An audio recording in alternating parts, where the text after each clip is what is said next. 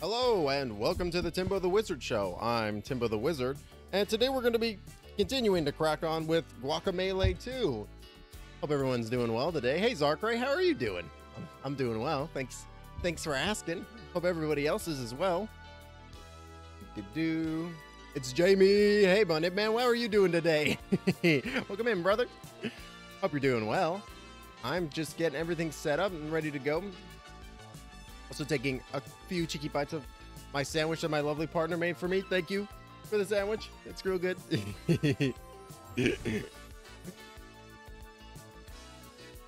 Or Guacamelee. Yeah. I was having such a good time with it like on Monday that I was like, man, I would like immediately want to dive back in as soon as like I was done with the stream, but I was like, no, I gotta wait. I gotta pace myself. You don't want to eat like your entire cake. Like, you don't want to eat it like just cram it in your mouth, you know. You got to savor it. Otherwise you'll get like a tummy ache. No. You know, dogs this and all that. All right, let's go ahead and turn the music off and then switch over, and then we'll game capture. Return of Timbo El Minico. Exactly. That's a thing I quite like about streaming. Helps me pace games. Yeah. So, cause sometimes I'll be like, let's do it. You know, let's nose against the grindstone. Let's just grind it out. Which, you know, sometimes games are like better if, like, you know, it's like a fine wine. You gotta sip. Can't just pound that shit. It's not a freaking Coors, you know. Gonna get dinner. No problem. I'm gonna take a bite of my sandwich.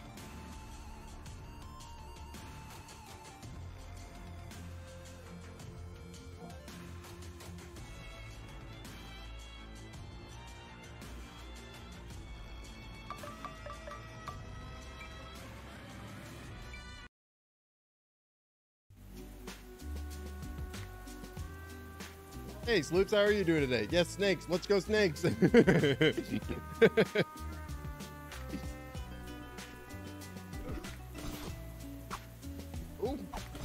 Hope you're doing well out there in Twitch land.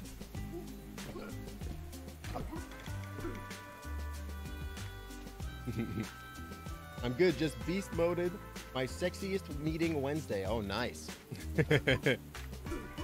Very nice. I can definitely picture Sloops going beast mode. That seems like I wish. Oh, sexist.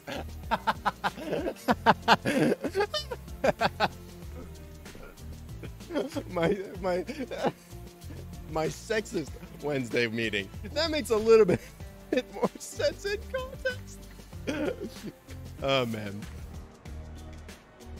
That's I mean, I'm glad that you were able to get through it. It's not the fact that you needed to have to get through it at all is troublesome, but I'm glad to hear that it at least went well.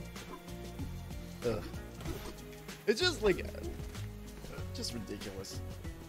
Like I really like that like great discussion that was happening on your Discord about like women in, you know, just women in like business in general and roles that are like normally dictated as masculine roles or you know, male centric roles, because like I went ahead and posted it in your Discord, but like I had just read that really fascinating article about how witches, like what we associate as witches in like pop culture is all just because of how like the garb that they would wear when they because female brewmasters were a huge thing, and it was like all their clothing and like the cats and stuff would like get the mice away from the grain, which is important when you're brewing beer, right? And I was just like, that blew my mind. And like the really salient line in that about being like, yeah, anytime that there is like an industry or a profession or some money-making venture that is female dominated, suddenly that becomes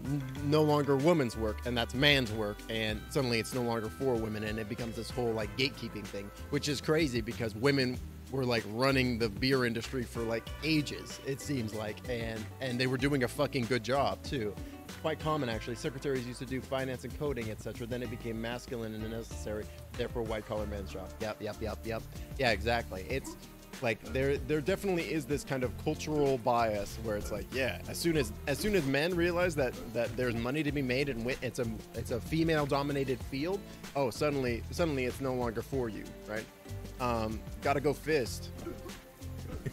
Gotta go fist. The references in this game. This restaurant is holding its monthly tamale eating contest. Am I competing? You bet your sweet luchador tights. Winner gets 10 free tamales. Wish me luck. Hell yeah, brother. Chase your bliss. My basket makes a surprisingly effective parasol, which is helpful because it seems to never stop raining here. OMG, I'll eat tamales. Yeah, sign me up, brother. You just bogarting all them tamales by yourself? Share. El Pollo Gordo. Yo, give me tamales. Miguel, hurry up. That catering order has to be ready soon. I'm not Miguel. Yes, Grandma. You know what? It's fine. I'll be Miguel for the moment. Who's this guy? Hey, it's kind of nice to see a fellow luchador in town. Look at his muscles. How about it, bud? Care for a test of strength? You're busy? Maybe some other time then. Are you coming on to me? I mean, I'm happily married, but, you know, I appreciate it. Welcome to Pedro's Piñata Palace. I'm Pedro, who would have guessed, and have a passion for two things, piñatas and punching. When the two pair, it's perfection. I likes the letter P. Why, just look at your physique, which also has a P in it, just it's silent. I don't know, it's like something out of mythology. You were positively made to pop piñatas. Luchador, sir, you must indulge me. Are you coming on to me too? Man. I feel very hit on in this place. I feel very seen. Show me. What I love to see more than anything, pop these piñatas. You getting off on this? I mean, I'm not gonna kink shame him, but oh. Luchador, sir, will you not indulge me? Okay, all right. Jeez, don't stop now. Oh my God, he's really into it. Yes, yes. Oh goodness. I'm not sure if I signed on for this level of. I mean, I don't want to kink shame the dude. Don't get me wrong, but whew. Luchador, we share a passion for smashing. You made this old man's heart sing. Well, you know, I guess I can feel good about that. Passion for smashing. I want you to take what's in this chest. Carry our love of piñatas wherever you go. Oh, that's Unikitty. And that's Tom Servo. Nice. I'll take that passion for smashing.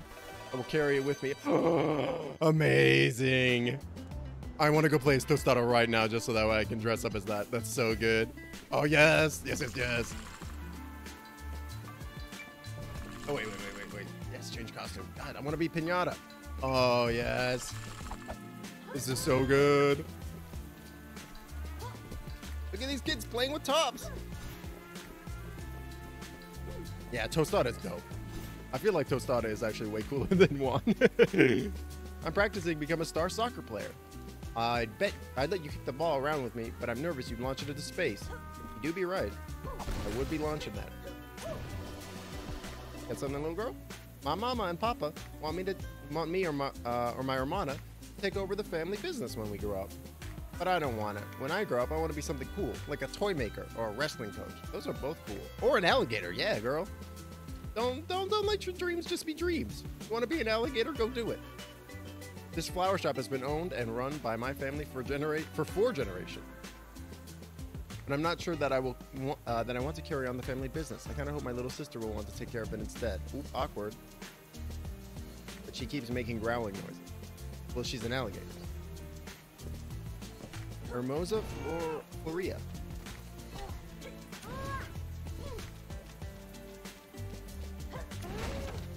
Is that a Pokemon? Halcon Luchador? That guy looks like that one Pokemon. I can't remember what he's called. Clean getaway. Nice. Oh, it's Flameface. Ladies Preggers. We've been thinking about moving out of a smaller town when the baby arrives. Not that Villa Chula isn't beautiful. We just think we'd like to settle down somewhere quieter. The mysterious woman who visits here from the Badlands sometimes. They say she's some kind of witch or sorcerer. Maybe she's just a brewer. You don't know. Literally what I was just talking about. Oh, hey, my thing worked. Cool. Look at this guy. He's got a toilet on his head. Nice belt. Everyone loves luchadors now, but I was into them before they were a fashion statement. Oh my God, Crystal Gem's in this room too. How about you, Pops? Excuse me? Did you just assume my gender? What the fuck, dude? I bet you couldn't uppercut your way out of a wet paper bag. Very rude. You aren't cool enough to be stomping all over my house. Hipster luchador. Yeah, I was actually like into luchadors before it became popular. I'm like a proto luchador, actually. All right, that looked pretty good, but uppercuts are peak mainstream. See, this is what I'm talking about. Stop gatekeeping me, brother. Can you do a dash punch? Well, I'll dash that punch. Bam. Kick. Okay, you know your groceries, daddy-o. But luchador isn't a label you wear. It's a way of life. If you're the real deal, then you'll be packing the Killer Frog Slam. Shit, I don't have that move. A gatekeeping asshole. Oh, damn, look at this place. Pop it. Oh, because I'm playing as Tostada. There's also another Tostada that's arrived.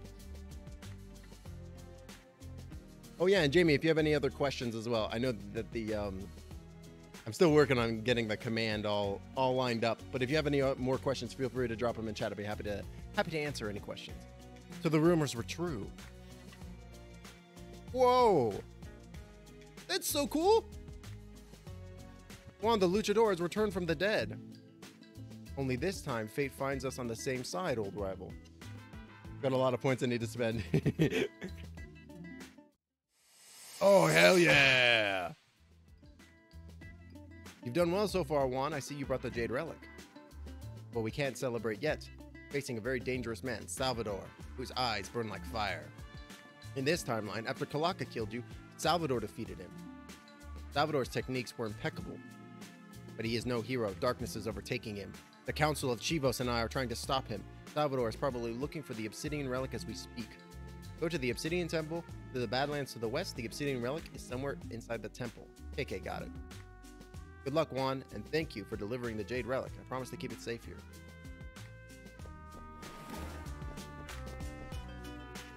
Oh, wow, so these are the events of the first game. So cool. I think, yeah. Oh, and there's... got a hell of a nice place back here. So just as a... ooh, just as a minor piece of backstory, basically the plot of this game is that the multiverse is in trouble, and the multiverse known as the Mexiverse is in trouble, and we have been pulled from the only, like, one of the few universes where we were able to successfully kill the bad guy in the first game. Oh my god, this guy's got a big head. Kill the bad guy in the first game in order to prevent this other dude from who is apparently sick from basically finding what is equivalent to the Temple of Time from Legend of Zelda, and where a god stored his sacred guacamole, and he believes that eating the sacred guac will heal his disease. But if he brings all these relics together and enters into the Temple of Time, reality will collapse. So we gotta stop him. Juan, I thought you were dead, buddy. It's me, Cabazon. But this can only mean one thing. You're from another timeline. I knew things were gonna get weird around here. I've always been intrigued by the idea of timeline rifts. How do they work? How are they created? How come they sometimes close immediately after entry, yet other times stay open forever? Seems pretty convenient. In any case, it's great to see you, man. Just gotta hang a lantern on it. The Conte Pepper Emporium.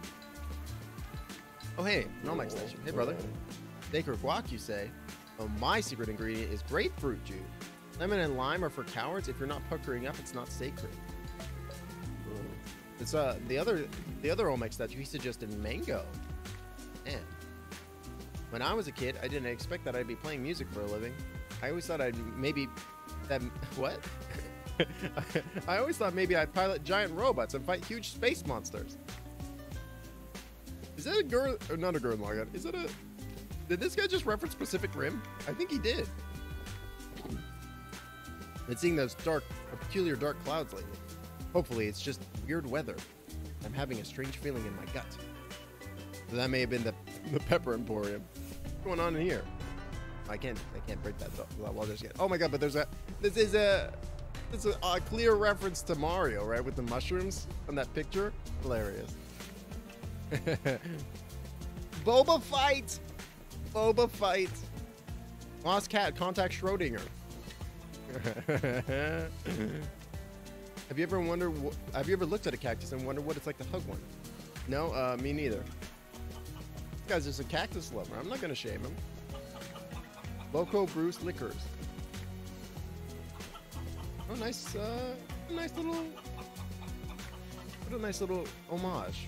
What's the word? Can't think of the word.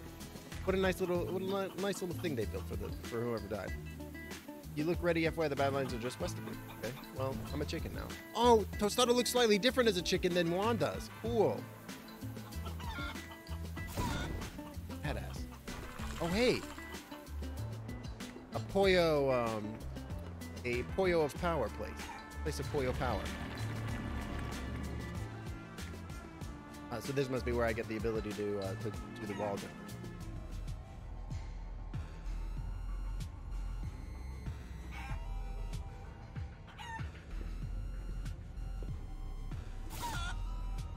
Damn. Yeah, you been chicken, son.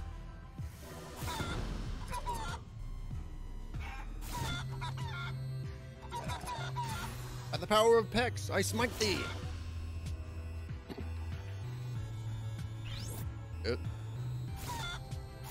Oh, don't do that.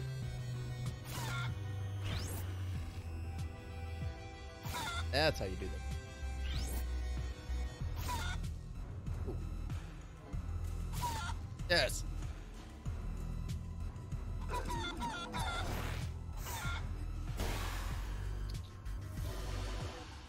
think I gotta go this way. Beep. Do a barrel roll. That way used to either.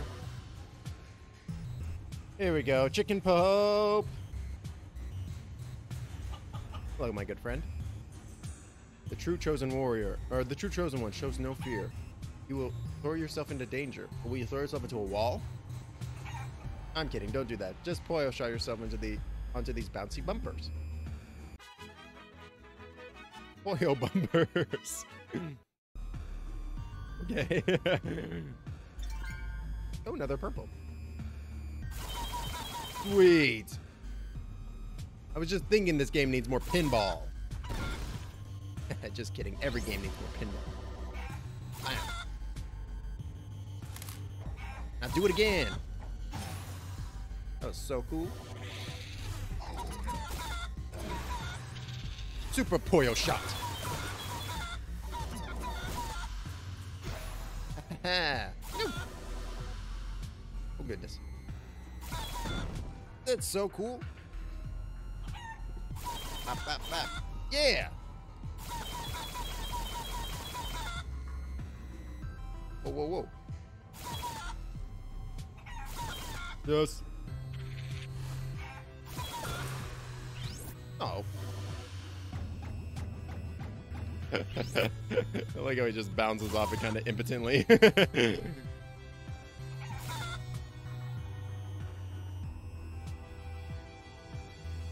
Oh, okay. This just let me back. Nice.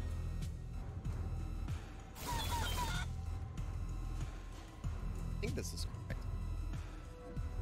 Not this one. No, there wasn't.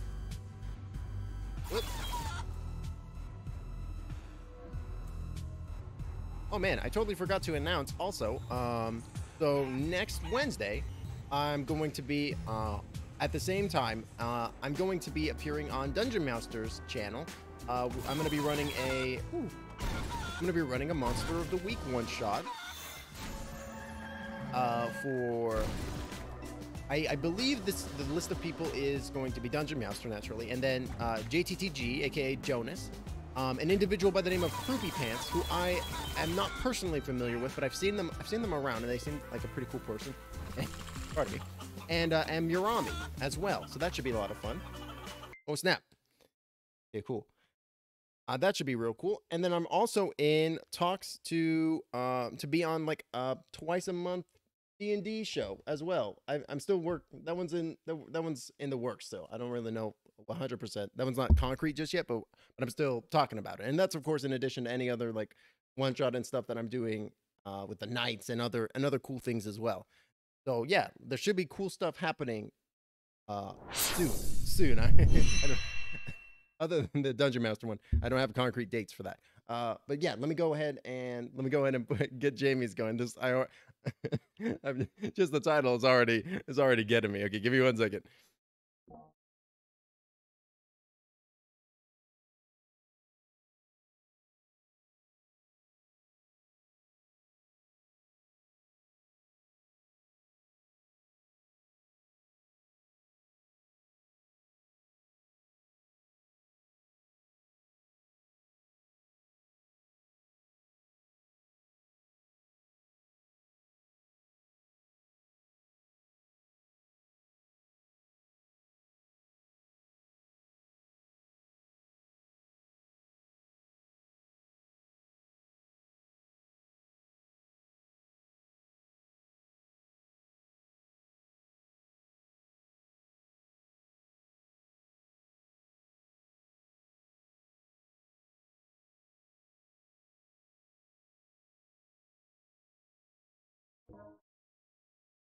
Hey, awkward. How's it going? Sorry, I was taking a quick bite of my sandwich, and getting the world building stuff set up. But how are you doing today? That was a great stream earlier. Really enjoyed that.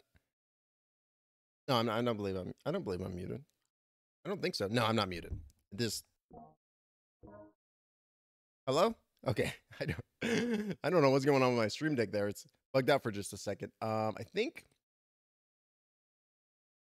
there we go, and we'll just hit that. Okay. And then we will drop out of studio mode and then we'll go to the browser. Okay, excellent. So so we are going to go ahead and get Jamie's going. The goat, a 2-story tall, incredibly violent and territorial goat. It stalks and kills anything that enters its territory. No one knows where it came from, only that it appears in all literature from all civilizations throughout time. Amazing. So they all have this legendary they all have this legendary figure of the goat. That's brilliant. 3031.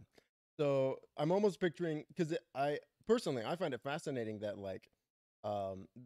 things like dragons and stuff like that appear in basically all versions of mythology, right? Like every culture has their own version of like a dragon or like a large scale like lizard with wings or that can fly, right? Like certain, of course, Eastern dragons, they don't have wings, but they definitely can fly as well. I always found that was fascinating. Goat added by uh,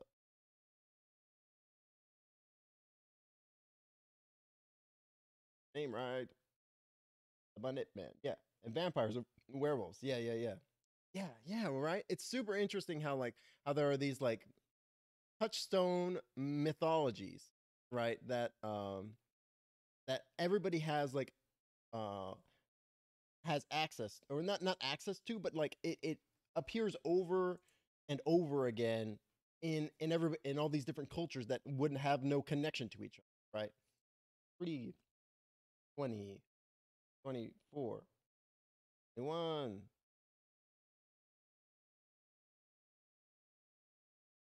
1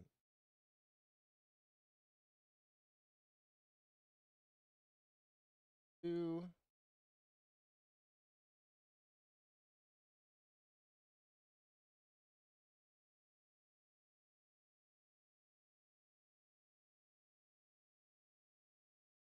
and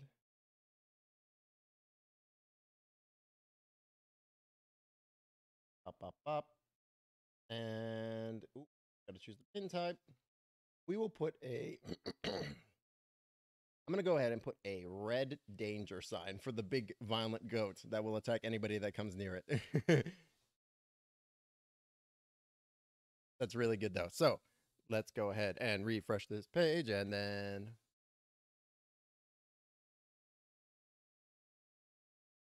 there. The goat, added by Bunnetman on 3/24/21, a 2-story tall, incredibly violent and territorial goat. It stalks and kills anything that enters its territory. No one knows where it came from, only that it appears in all literature from all civilizations throughout history. That's so good. I love it.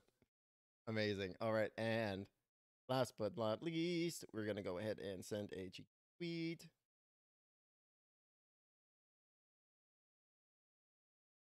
Up.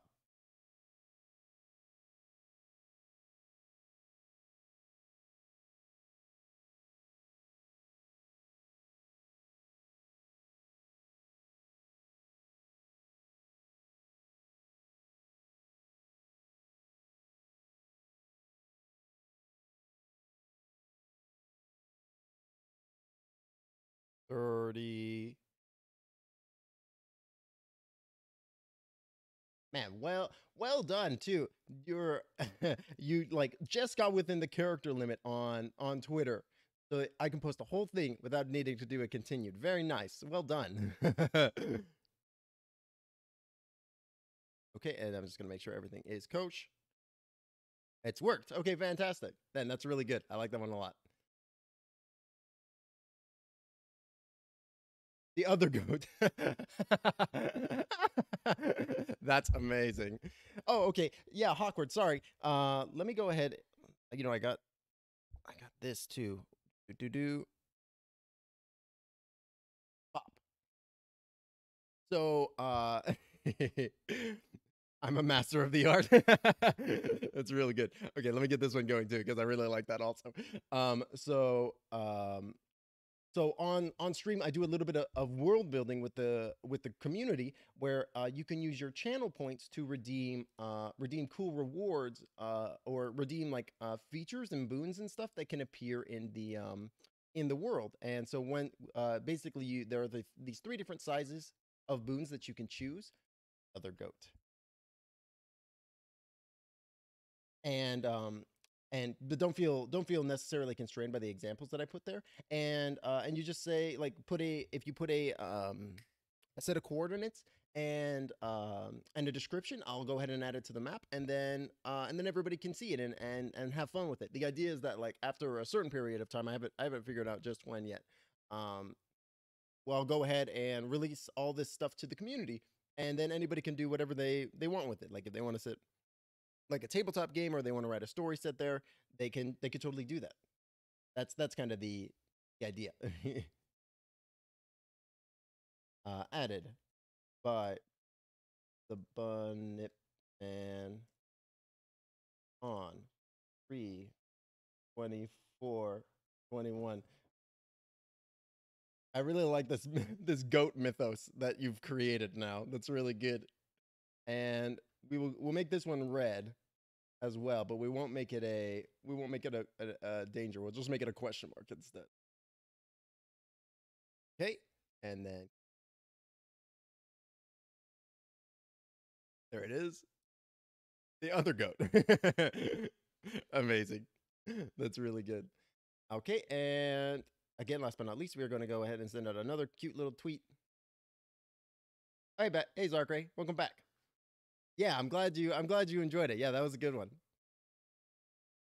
And everybody, I'm not surprised, but like I am kind of like blown away by like some of these ideas that people are throwing out. Like everybody's ideas have been so good so far, and I'm just absolutely here for it. It's fantastic.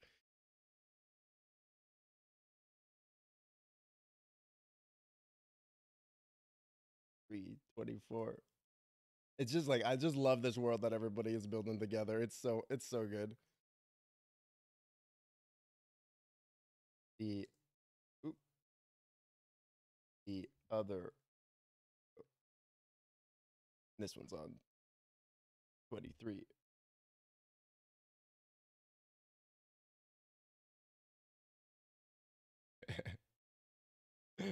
Amazing tweet. I like the idea of people hearing about the goat, but living really far away from it. So assuming the small goat is a terrifying killer and not realizing all the writings talking about the monster on the other side of the continent. The Timbo verse. That's really good. Yeah, I like that. I like that a lot. I like that a lot, Bunny Man. That's real fun. Maybe I need to turn down the timer on this community world building thing, but then that's great. The Timbo verse. That's hilarious. Okay. So we're gonna go back to game capture, and then we're gonna cycle back into the game. Okay, fantastic. Quality suggestions though, all around. Quality suggestions. All right, fantastic. Cursor around it. Oh wait, cursor. Okay. Where am I meant to be going?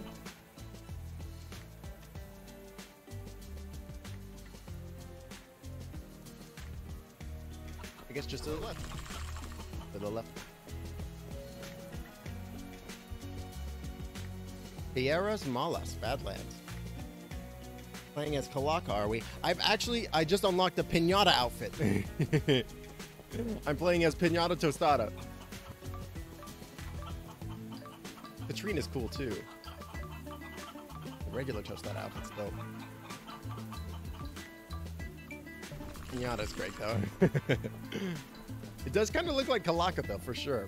Oh man, these are some big old cactuses. Greetings, Juan. I am Uwe Koko, and you will have need of my sorceress. I can teach you to draw greater powers from your special move.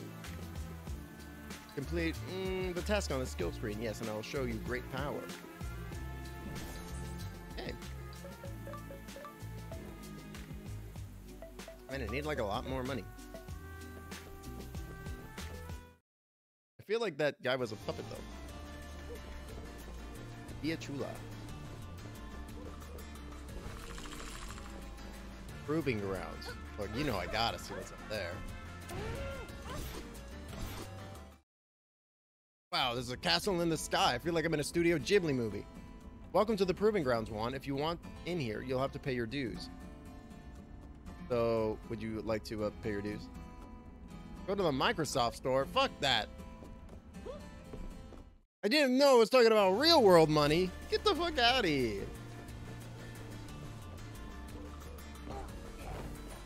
I'm a chicken. I'm a man. Well, I'm a woman, but whatever.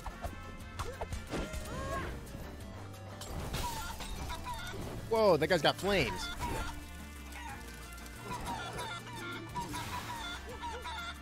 Not IRL transactions in my non-IRL game. Right? Can't believe that. That's some crazy shit. They're just like, yeah, give us money for this additional thing. Man, that sucks. Boy, Otuo, please nerf. Just wait for it. I'm gonna do this entire encounter as a chicken. Then I'm gonna suplex his ass into the fire.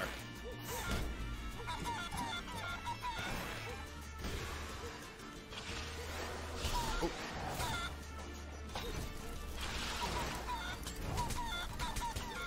Oh shit, I can't. I gotta unpoyo.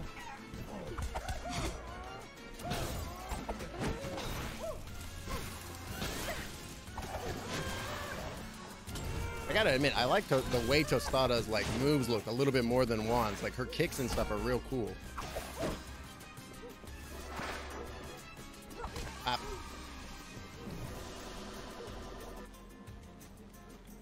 Yeah, Tostada is very dynamic. That's a great way of putting it.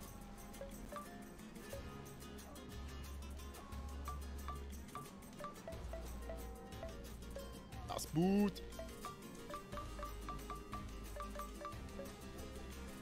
Aisle driver.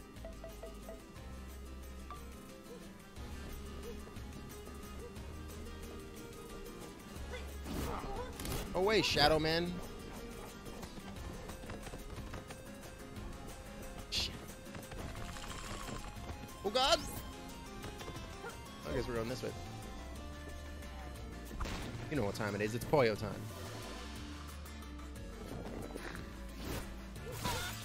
Gross. I love that you can do the suplexes and the slams and the boots while you're a chicken too. That's awesome. Ew. Oops. Ah.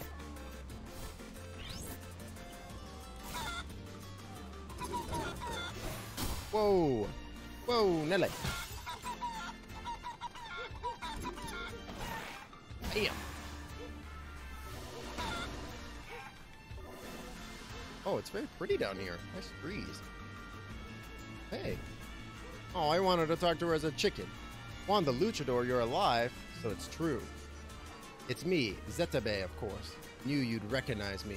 No one forgets my beauty. Although this is the new me, peaceful, mindful. You think things would be great without my ex, Kalaka. Yes, I'm single, but you and I can never be. I'm too much for you. Oh, wow. I mean, good for you, girl, for self-actualizing, but, like, I'm, like, married. Now, Tostada, I don't know what's up with Tostada. She might be into it. Oh, this guy is cute as fuck. He is so cute. Oh my god, I love him. He is my son. I commissioned the fall of Kalaka from a local artist. I like how he really captured the suffering.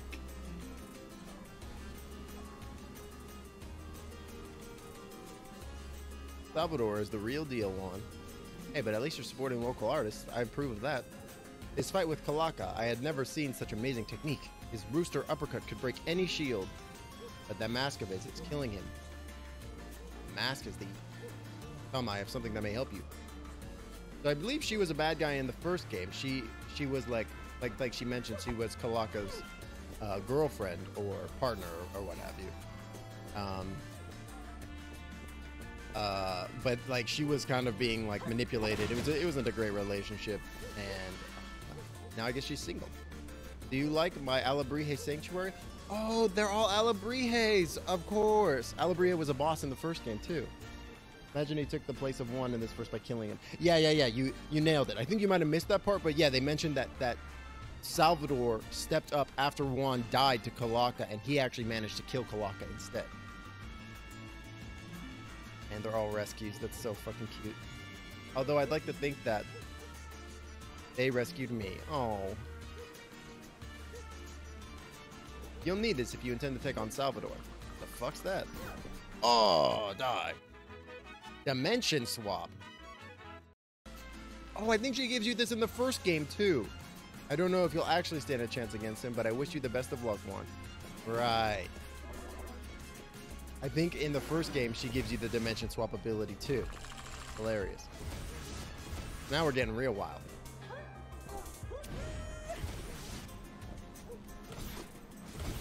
Because you can dimension swap in motion, which is crazy.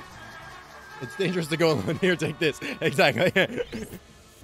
I mean, she's basically an old man. Fuck.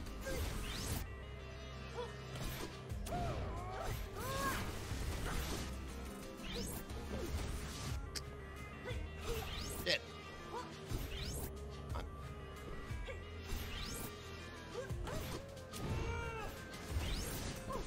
Messing up the button presses. Whoop.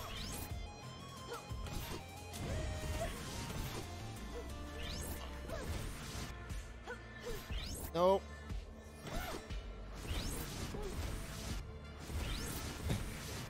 I'm having a little bit of... my brain knows what I need to do, but my hands are confused. Okay. There we go. Boom, baby. Okay, don't do that. Hop there.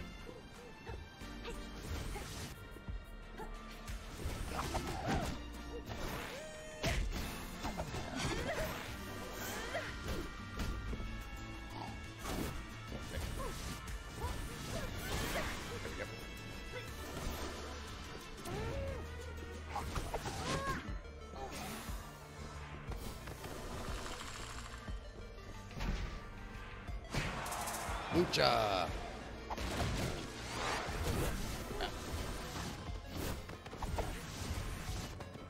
Using myself. Here we go. Boom, baby.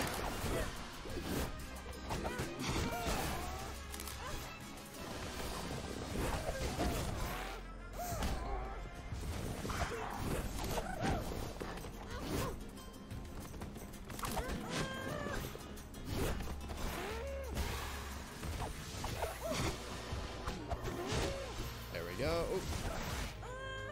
Boom. Pinata. Fear me as I TP from the realm of the living to the realm of the dead and vice versa. Yeah. Death is no longer the master of me. I'm the master of death. Till a bone hits me square in the face. Ooh, no. Hey, get down here.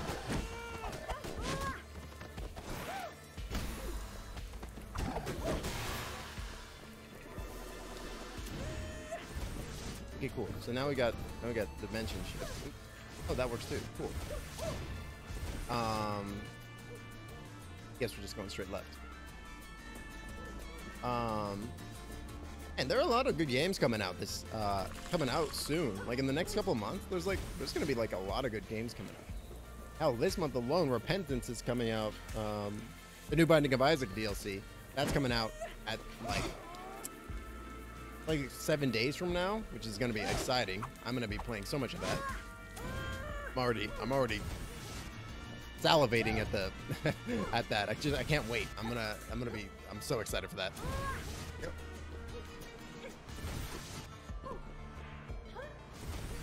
And then Returnal is also coming out, which looks crazy and interesting. It's like the new roguelike shooter from Microsoft or from Sony. Oh goodness. Crap. Oh crap. I fucked that up.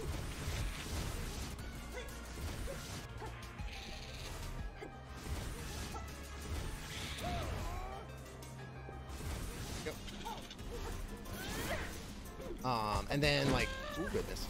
In the next several months, I know Resident Evil 8 Village is coming out in May, and that looks like it's gonna be awesome. I might end up playing that on stream because that looks like it's gonna be a wild ride. Hoocha. This guy's in the first game.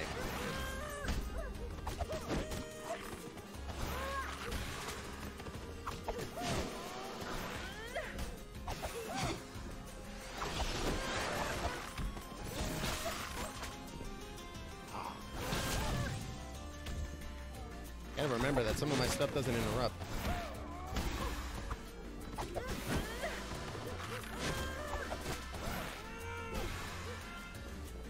Looking forward to the vampire later stepping on me. I mean, what? I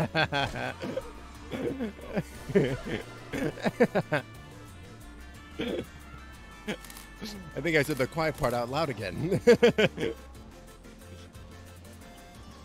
Yeah, it looks like it's gonna be wild for sure.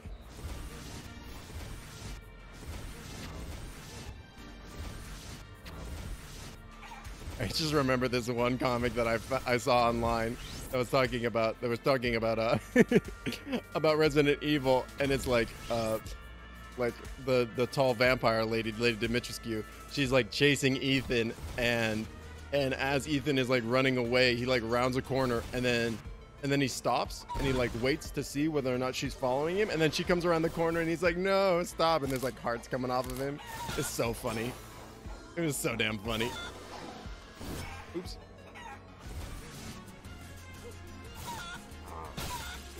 I don't think I mean, there's definitely been other things that the internet has gotten excited about, but not in recent memory can I think of anything that has set the internet on fire so hard as tall vampire lady. The Empire was ablaze for a while there. They were just like, oh my god, yes, give me more tall vampire lady, please. I've been a lot of memes like, oh no, they're chasing me, help. Yeah, exactly.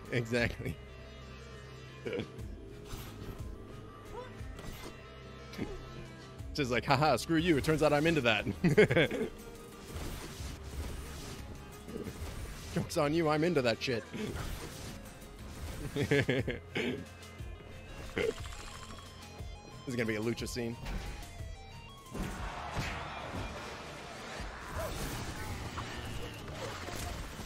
Holy shit. Screw you, pinata face.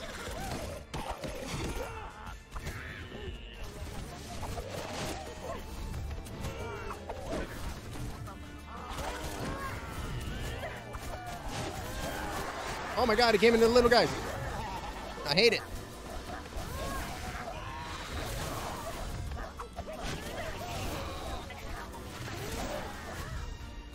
Man, can you imagine if like like if the dead world really existed like this, and it's just like you couldn't even affect it at all, and like you wouldn't even be able to see it necessarily. It's just like it just exists in this like subplane of existence. It's like, yeah, if you can't see it and you can't access it, it just can kill you without you even being able to do anything about it. And it just looks like an evil nega shadow. Definitely prefer giant vampire lady to daddy from Resident Evil 7. Yeah, I would definitely agree with that. I mean, both in terms of like the character design, and also like it seems like what they're doing with the story is going to be a little bit more interesting as well. I mean, I didn't play Resident Evil 7, but I watched a playthrough of it, and the game itself was really, really interesting. But I never felt like the enemy design, other than like when they became the super crazy mutated versions of themselves eventually, I never really felt like they were incredibly super, super creepy, other than the fact that giant dude is attacking you with chainsaw, right? Overlapping parallel universes, yeah. How am I in 2 streams at once, and in both y'all are talking about giant vampire? What is the coordination? Amazing. See, it's just, this is what I'm fucking talking about, right? It's just entered into like the public consciousness, and everybody wants to talk about it, right? It's just like, it's wild. That is super funny though. You literally cannot make that shit up. You know I gotta get that suplex. Love Resident Evil 7. I thought it was very great to reinvigorate the series after 6. Yeah, I think that in terms of like a new game, it was really good. I'm not a huge Resident Evil boy, but like I like the themes and like the tones of that universe. Even though like, and you can definitely feel free to correct me on this because I have no idea. But like, I never thought it really made sense that like, why does Umbrella Corporation make this virus that turns people into zombies? I'm sure there's a reason for it. I just have no idea what the reason is. I know that it exists though, but yeah. I really liked in Resident Evil like the way that they handled the story, because like I felt like the whole like the conception of the game is like, oh man, you're Ethan and you're trying to get your wife back. Your wife has just been gone missing for ages. And so I really thought that it was going to be like, it was going to be one of those, oh well, you spend the entire game looking for her, and then in the last 5 minutes she fucking dies, right? But the fact that she shows up in the first like 20 minutes of the game and you're like, oh, hey, I've done the thing. That's surprising. Really, really like, I really like that they went ahead with that, and we're like, we're gonna do some crazy, we're gonna make it crazy, and we're gonna make it so that way the game actually has like, it makes you care about Mia, which I thought was really cool. Bio-warfare, basically. Sell horrible things to the highest bidder, even if they plan to use it to be a dictator or something, but surprise, surprise, it goes wrong because it's extremely infectious. Right, exactly. Exactly, right? What a fucked up business model that is, right? Where you're just like, yes, and then we'll sell omega viruses to the evil guys, and then it will definitely not go wrong, right? Like I also really like the fact that like they're kind of going like, it almost feels like they're kind of doing like a Hideo Kojima Metal Gear Solid kind of version, where it's like, yeah, we're gonna do whatever we want with this property, and we're gonna just make it work. Like, oh, Cactus Man, we're just gonna make it work because we think it's cool, right? I like that they scaled it back. The problem with Apocalypse thing is that they get bigger and bigger, and then the whole world is gone, and you can't really go up from there. Yeah. It was the best thing to do to reset all that and go back to small and look at it from a different angle. You're like 100% correct, and you literally epitomized like one of the problems that I have with the Marvel Cinematic Universe. Fine, we'll get back to Marvel though. I have topics, I have stuff to say on Marvel.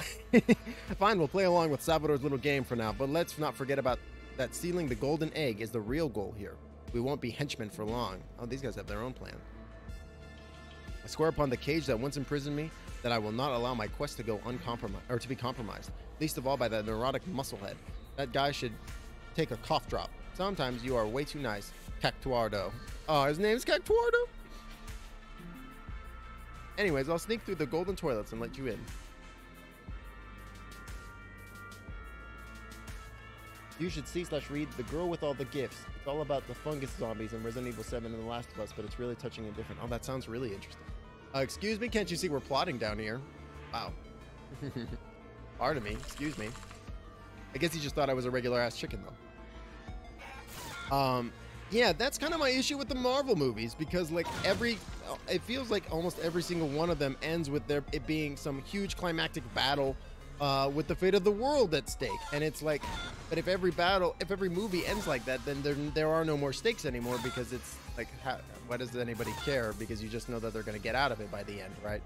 Like, it doesn't make by it being so high stakes all the fucking time, the stakes become less meaningful. That's kind of why I liked the first Ant-Man movie the most, or so much, was because they really like tied it back to it being about a smaller story about this dude being like, I just want to be with my family. I just want to see my daughter after being in prison, you know, and about him like getting to that point, right, of seeing his family and being accepted back into their lives. Like, I really like that whole arc that they did in the first Ant-Man, where it was like, yeah, this is about him, you know. And I'm having trouble with it. This is about his story, right? And the stakes are smaller because it's all about just this one guy, for sure, but that doesn't make the stakes any less meaningful or impactful. Big cacti. Ant-Man 1 was so good and get demolished by fans. Yeah, I don't understand the hate towards first Ant-Man film. I really like the first one. It's very campy and silly, but like, I really like that kind of tone. But I'm also a big fan of campy, silly shenanigans. So yeah, I feel like that about sci-fi fantasy series. By series 3 or 4, they've gone so big, it's the end of the universe and they can't really top it. And the series keeps going and it's just, looking at you, Supernatural. I love Ant-Man. It's great. Yeah. I mean, that is for sure like a big issue in sci-fi in general. Like, where it's like the stakes become so large, it's like nothing can possibly ever top that. And because of that, it's like it feels like they've kind of jumped the shark a little bit, which is unfortunate for sure. Had a high espionage element, but with Ant-Man shenanigans, right? And that was kind of, you know, honestly, that's, I feel like the most disappointing thing I feel about in Ant-Man 2 was that, like, in my opinion, I really felt like Ant-Man really fulfilled that niche in the Marvel Cinematic Universe of being like, yes, these movies are going to be heist films, right? This is going to be a movie, or this is going to be a movie series that, like, you know what you're going to get. You're going to get a sweet heist movie in this. And I really felt like they could have done something like that, but then they didn't for some reason, which is unfortunate because, like, I mean, I like a good heist movie. Who doesn't like a good heist movie? The Ant Army, iconic. Yeah, exactly. I mean, oh my God, there's so many good scenes in that. Like, it's super funny. The movie itself is hilarious. Like, the scene when they're fighting in, like, the kid's bedroom and, like, the Thomas the Tank Engine is, like, huge and it's bearing down on them and you're like, oh my God, and then it just topples off the track. That scene was so damn funny and it holds up. Like, it's hilarious. Oh man, it's so good. There's just, yeah, exactly. It was just, like, campy and, like, a romp, and, like, because the stakes were smaller, it was like, yeah, and because of that, we can have, like, a good time and we can just have fun, you know? I think you need that subgenre in big budget movies like that. You can't have superhero movie anymore. It's so overdone. You need hero heist or something else to set it apart. Anyways, sorry, I'm running for your answer. No problem. I actually have no problem with that because I like, I feel like in terms of like, in terms of this, oh man, this is like some Hollow Knight shit actually. In terms of like my stream style and like, you know, just the way I am like talking and stuff, I feel like I excel when I have somebody or something to you know, talk about, have, oh god, to have like to be able to have a discussion, because like I have like thoughts like most people do, but like sometimes I have trouble quantifying them or bringing them up or what have you. So no, I appreciate the long post, because that allows me to quantify my own thoughts a little bit for sure. You just jump up here. But yeah, I mean, you're super right too, Hawk, is that like they really do need to have like this genre. Oh god, this is hard. They do need to have like this differentiation of genre, especially when you have like all these different movies and stuff. And the thing is that like, yeah, you can have superheroes, sure, but that doesn't necessarily mean they need to be doing superheroing, right? Every hero doesn't need to be a quote unquote hero, right? That was kind of why I liked Venom, actually. I thought Venom was, again, just a bit of a romp. And you know, it was just a fun, wacky-ass movie filled with, like, funny gore and, like, funny scenes and stuff. Like, it was just silly. It didn't need to be anything more than that, also.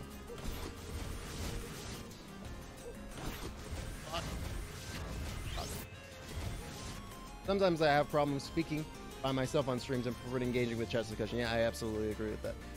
Looks hard. Yeah, it's pretty. It's a little tough.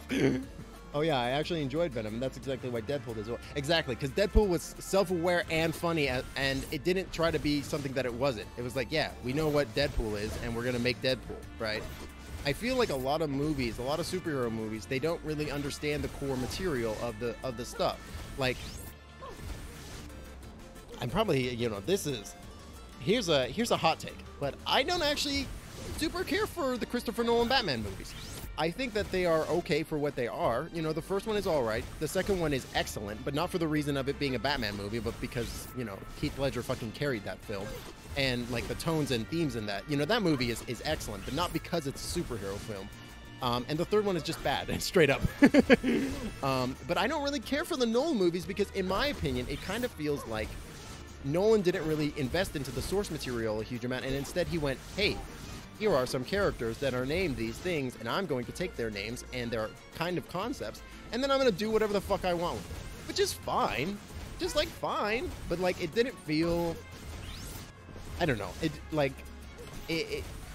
Again, it just kind of feel like he took the names, and then he was like, I'm going to make something kind of like this, but not like really invested in the source material. Which is, like, acceptable, but, like, I don't know. I have mixed feelings about.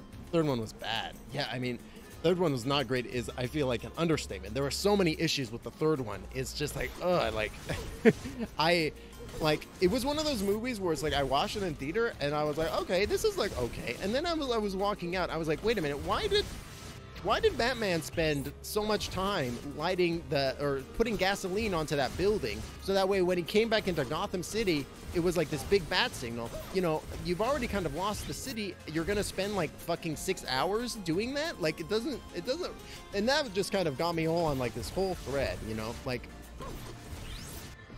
it's just like, especially since they fucked up Bane, right? Like, I hated the way, like, I want to choose my words carefully because I feel like Tom Hardy's portrayal of that character was incredible, and he made that movie, in my opinion. Tom Hardy was excellent as Bane. He really nailed it. However, that was not really Bane as well. Like, the origin story that they gave for Bane was just bad. Like, the real origin story for Bane is so interesting, and I love Bane yes, huzzah! I love Bane as a villain because he's like one of these characters that he's wild, right? Like, he does whatever the fuck that he wants when he wants to, and he's also incredibly intelligent too, right? Like, they portrayed him as this smart individual, but they, like, the level of intelligence in Bane and like some of the comics is really, really interesting, and also the fact that he has like this switch that he'll flick, and it's like, okay, well, I can do this intelligently, or I can do this strong, and usually he chooses strength, which I find fascinating. I read a really interesting thread on Twitter about the problem with Batman being that they make movies about the fact he can only solve crimes better than the cops because he's used violence, which is basically sending the message that cops shouldn't try to follow the rules. Yeah, exactly. They never acknowledges Batman's greatest detective aspects, like the dude is smart. There's never any detectiving. I would love a movie where he's basically a PI. Fuck, that would be so good. Right, exactly. Like, and that was kind of why I liked, there are for sure problems with the Arkham games, but like, you really do feel like Batman in those for the reason that, yeah, you're a freaking detective and you're solving these crimes and stuff. Like, detective mode in that game was so cool. And then like also the fact that like you could see through the walls and you could really plan your assaults and stuff like that. Like, I love that kind of stuff. Like, that made me feel like Batman hanging out in the, like, up in the rafters watching the bad guys and like formulating these strategies and like using minds and stuff like that to trick them, and like that made me feel like Batman. Same with the combat, right? God damn, that guy's kicking my ass. Let's see why they put a freaking checkpoint here. But yeah, exactly. You really hit the nail on the head. Is that like Batman is meant to be like the world's greatest detective. He is like meant to be Sherlock Holmes, right? He's meant to be as intelligent, if not more intelligent, than Sherlock Holmes. And they don't really play into that. Instead, they just play into the fact that he's like a rich boy with lots of gadgets, and he was trained by the League of Assassins and stuff. But like, they don't ever talk about him actually solving crimes.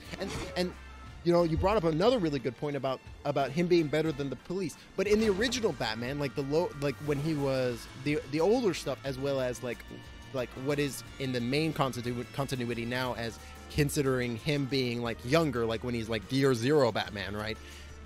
Is that he wasn't really fighting supervillains, right? He wasn't fighting like Captain Cole or Captain Freeze or sorry, Dr. Freeze or like the Penguin or Poison Ivy or the Joker. He wasn't really fighting these guys because they didn't really exist yet, because Batman kind of created that catalyst for crazy nutters, right? But for like people to use to become supervillains, right? But instead he focused on police corruption, right? And rooting out corruption within the Gotham Police Department. That would be a fucking great movie, right? That would be so cool. I've heard they're going to try to take that road a bit more with the Pattinson version. I mean, I'm curious to see how that goes. I'm not going to make any judgments because, you know, just because Robert Pattinson was in a movie that was bad that I didn't like 10 plus years ago, that he himself didn't like being. You should see some of the interviews with Pattinson talking about Twilight, because it's super fucking funny. I watched like the first 2 seasons of Gotham, season and a half, and I was like, this is like fine, but I wasn't really like digging it or anything. You know, it's okay. I'm not glad to hear that it ended badly though. That sucks. That's very unfortunate.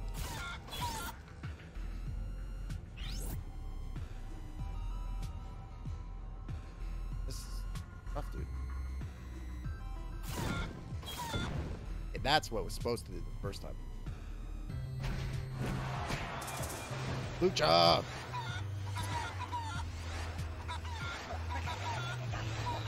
What I would really like to see in a Batman movie is I want to see more supernatural style stuff. Actually, I'd love to see Constantine or Swamp Thing show up, or Zatanna. That would be sick. Like, because I really like this whole concept of Batman being like this very serious character in this kind of sciencey universe, and then him dealing with the fact that magic is also a thing that totally exists in the DC universe, right? And him kind of having to come to terms with that, because like I feel like that would be a really fascinating thing to see, right? And not to mention just his relationship with Constantine and Swamp Thing is so interesting too, right? They all hated doing that. Yeah. Where are you from? Mel says she likes your accent. I live on the East Coast, but I'm originally from California. So that's... Did you ever watch the Constantine series? Yeah, with the the live action one, not the movie starring Keanu Reeves, but the live action one with the blonde actor. Yes, that show was great. That show slapped. Have you seen Legends of Tomorrow? Because the actor from Constantine has reprised his role in that, and it's awesome. It's great.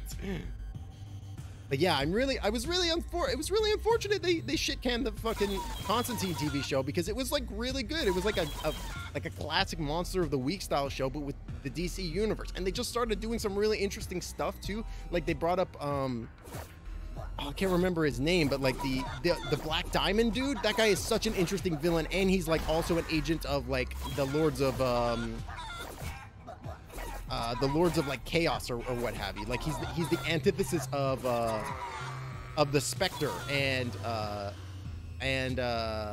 Dr. Fate, and I love it, man. I love it. Oh shit.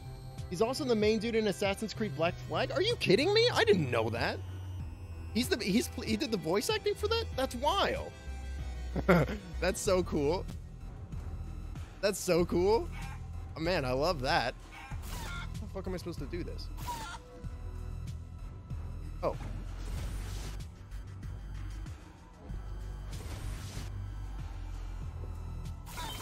Whoa. Danger zone. Okay.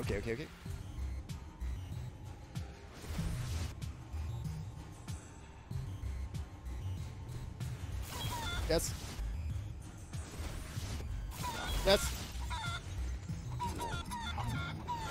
Screw you.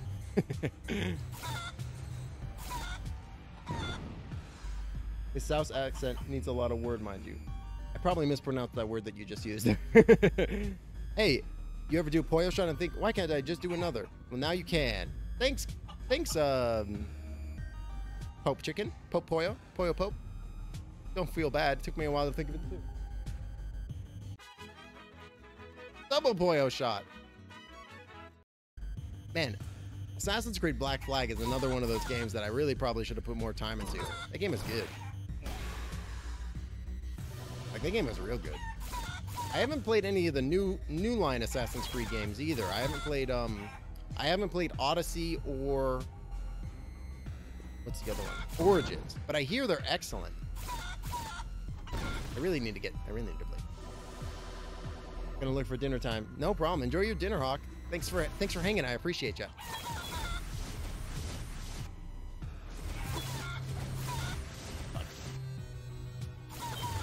This is hard.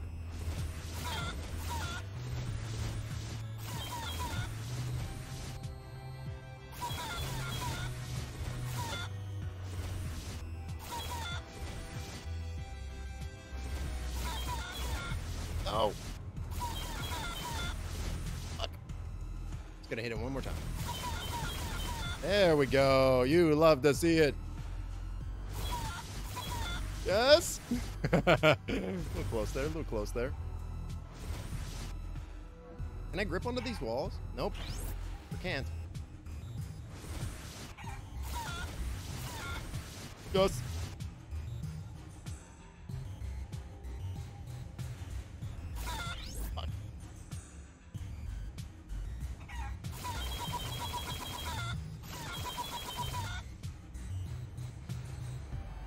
Awesome. Yeah, it's funny because like I'm like, in terms of comic books, I'm much more into DC than I am into Marvel. Like I know it absolutely is due to the fact that my dad, he was a big DC guy growing up himself, and he had just so many comics and stuff, like from like ranging from gold, silver to Bronze Age. Like they just had all kinds of stuff, and it was mostly DC stuff. And so I would just like troll his collection, you know, and like find interesting things to read, and then he would share cool stuff with me and things like that. So I just have this like deeper connection to damn it, get the fuck back here. I just have this like deeper connection in general to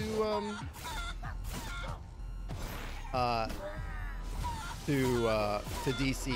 And but I gotta admit, the like Marvel Cinematic Universe they've killed it, you know, in such a unique and interesting way as well. Like, oh god, I mean, that's the thing that really blows my mind the most about what they're doing with what the Marvel Cinematic Universe is, that they are building this incredible shared collective universe, the shared storytelling universe, which like is amazing. Like, it's just so cool. Like, I can't sing their praises enough, because like it really, in my opinion, the fact that like you can have these multiple you can have multiple series, multiple shows, multiple movies, or what have you, with the same actors being consistent throughout, and like it creating this like shared narrative. It's like fascinating, in my opinion. Like I won't talk WandaVision too much, because just in case anybody hasn't seen it, but like WandaVision, like it is, first of all, incredible. If you haven't seen WandaVision, I highly recommend it. Second, the fact that they were able to do, like, they were like, yeah, we're gonna just make more characters. God, it's hard. We're gonna make these same characters that you know and that you love, and we're gonna just continue to tell the story about them. Like, I really like what they're doing with that. Oh god. And now with the Falcon and the Winter Soldier too, it's like they've made this massive investment into their cinematic universe, and now it's really paying off, because not only I'm sure is it making them fucking just bundles and bundles and truckloads of money, like literal truckloads of money. Yes. But it's also like it's buying investment into like into their world, into their universe, even more so, which it's super cool. Like it almost reminds me of like what they did with like Stargate, like how they built like this really cool universe in Stargate SG-1, which was awesome. And then they expanded it with the 2 spin-off shows that they did, Atlantis and Stargate Universe. Which are both like really interesting, and like they all kind of tie into each other a little bit. Kale, sorry, I just can't stop talking about it. I even added it to my sacred guacamole. You know about this stuff? It's super healthy, not at all boring. And no one is even a little bit sick of it showing up in everything. You're in a traveling mood? I bet they'll have kale wherever you're going. No, thank you. No, thank you. Not today. Oh, I hear kale chips are pretty pog. Kale chips are like good. Ooh. Ireland.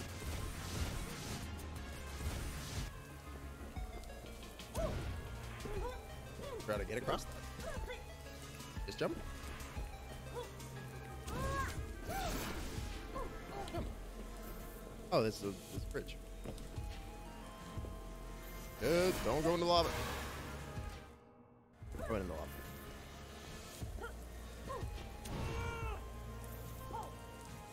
Damn it.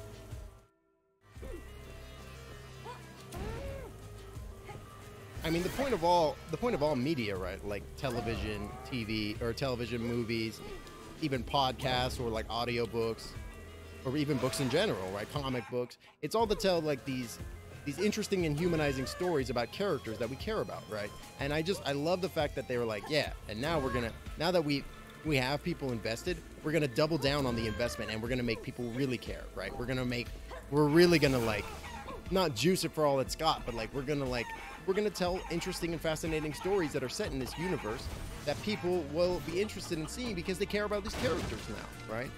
It's really interesting.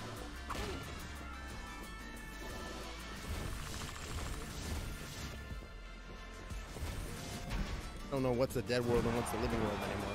I've gotten twisted.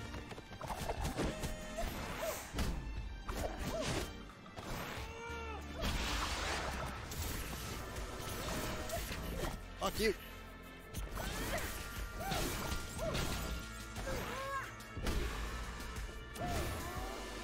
Love to see it. Give me that pinata. I feel like I should get more money out of pinatas because I am pinata. I feel like there should be some kind of synergy. Ah.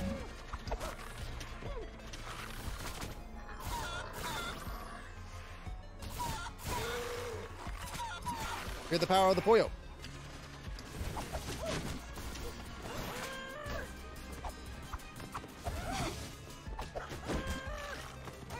It's part of the reason why, like, I really feel like they're, like, I don't understand why, like, why has Marvel, or why has, Netflix or HBO or any of these big broadcasting companies, why has nobody picked up, like, a D&D series, right? Like, it feels like just the most obvious thing to do, right? Like, not only could you do some incredible shit with the D&D, like TV show or a movie or what have you, but also,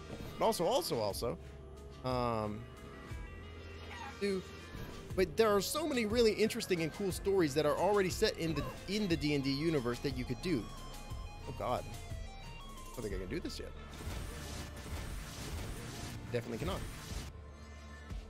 cannot. That you could do, like, I've only read like the first 4 or 5, maybe 6 actually. I've only read the first half dozen or so Legend of Drizzt novels, but like, hold down there. Oh yeah, I think that might be. I might need some other upgrade for that area. Or actually, rude fire guy.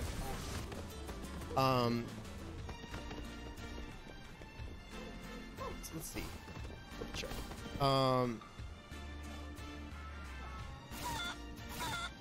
Okay, no, I do need some kind of other upgrade, unfortunately, it seems. But yeah, I mean, not only could you make your own stories theoretically if you really give enough of a shit to, but like there are so many there are so many good stories in D&D already that have already been created that would be excellent to be adapted to TV and film, right? Like The Legend of Drizzt, which is all about this dark elf who grew up in the Underdark, and basically him realizing that, yo, the dark elf are evil as fuck, and I should like not be evil. which is like fairly basic, but like I feel like you could do like the Society of Menzoberranzai is a really fascinating one, and I would really love to see like the way they would do like his sword play, and like boom, you'll love to see it. and all that really interesting stuff. Like how are you gonna like do the dark vision kind of thing? Because like the entire area is subterraneous, right? And there's no light sources, and they all basically just rely on their dark vision. It's like super interesting. And Dristan in himself is a really interesting character. Hey, a Chozo statue. Hey, Juan. About time you got here. I've been waiting for ages. Wait, I thought you had the next statue. Why are you yelling? No, I've got Frog Slam. You've got Butt something. Well, I ain't going nowhere. Look, guy, are you from the slow timeline or what? Mexiverse shenanigans. Two tostadas. Yeah. Sniff, are you from the mean timeline? Aw. Yeah, what if I am? What are you gonna do? Cry to your mommy? Maybe I will. All right, buddy. You better listen up. I don't want to repeat myself. Press down B to do the slot. To do the slam. Come on and slam.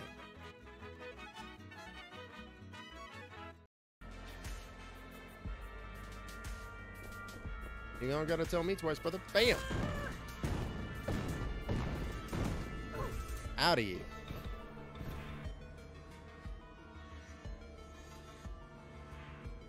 Now I can slam through any of these green slots on the ground.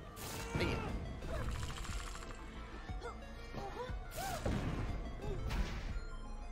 Lucha! A fuck?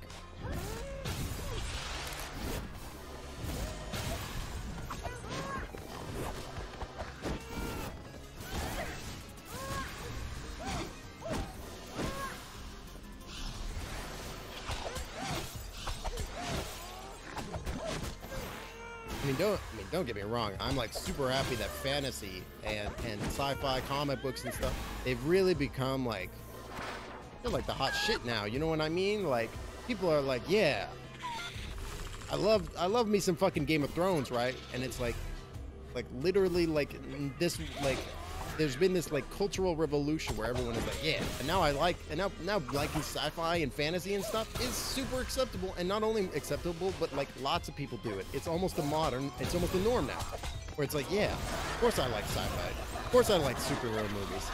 Like if you ask like take a random person off the street and ask them, hey, have you seen a Marvel movie before? They're probably gonna say yes, which is pretty wild. You know, it's like there's been this like total revolution of culture where it's like, yeah, now people are into it. They're loving it. Which is like really awesome and really cool. It's just like I love that people like the things that I like, and I like because I like sharing that stuff with other people. What makes me nervous is other people wanting to gatekeep, which I hate. I fucking hate.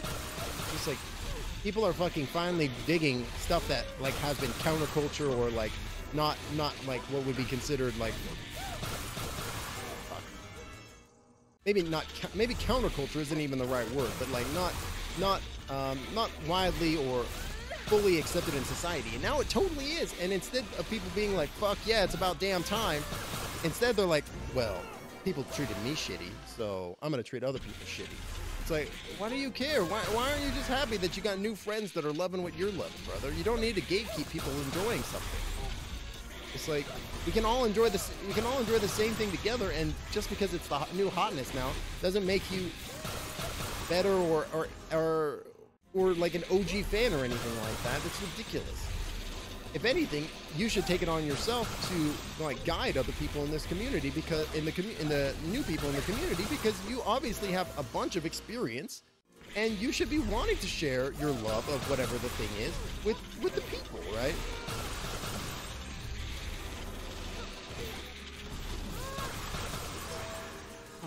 It's tricky.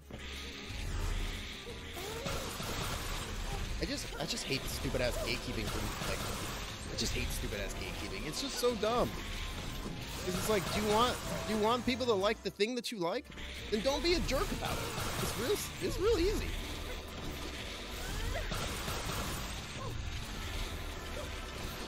And then you know what happens? Those people then go on to become freaking like new writers and stuff for new comic books and stuff, and they just make more stuff that is enjoyable. Oh wow.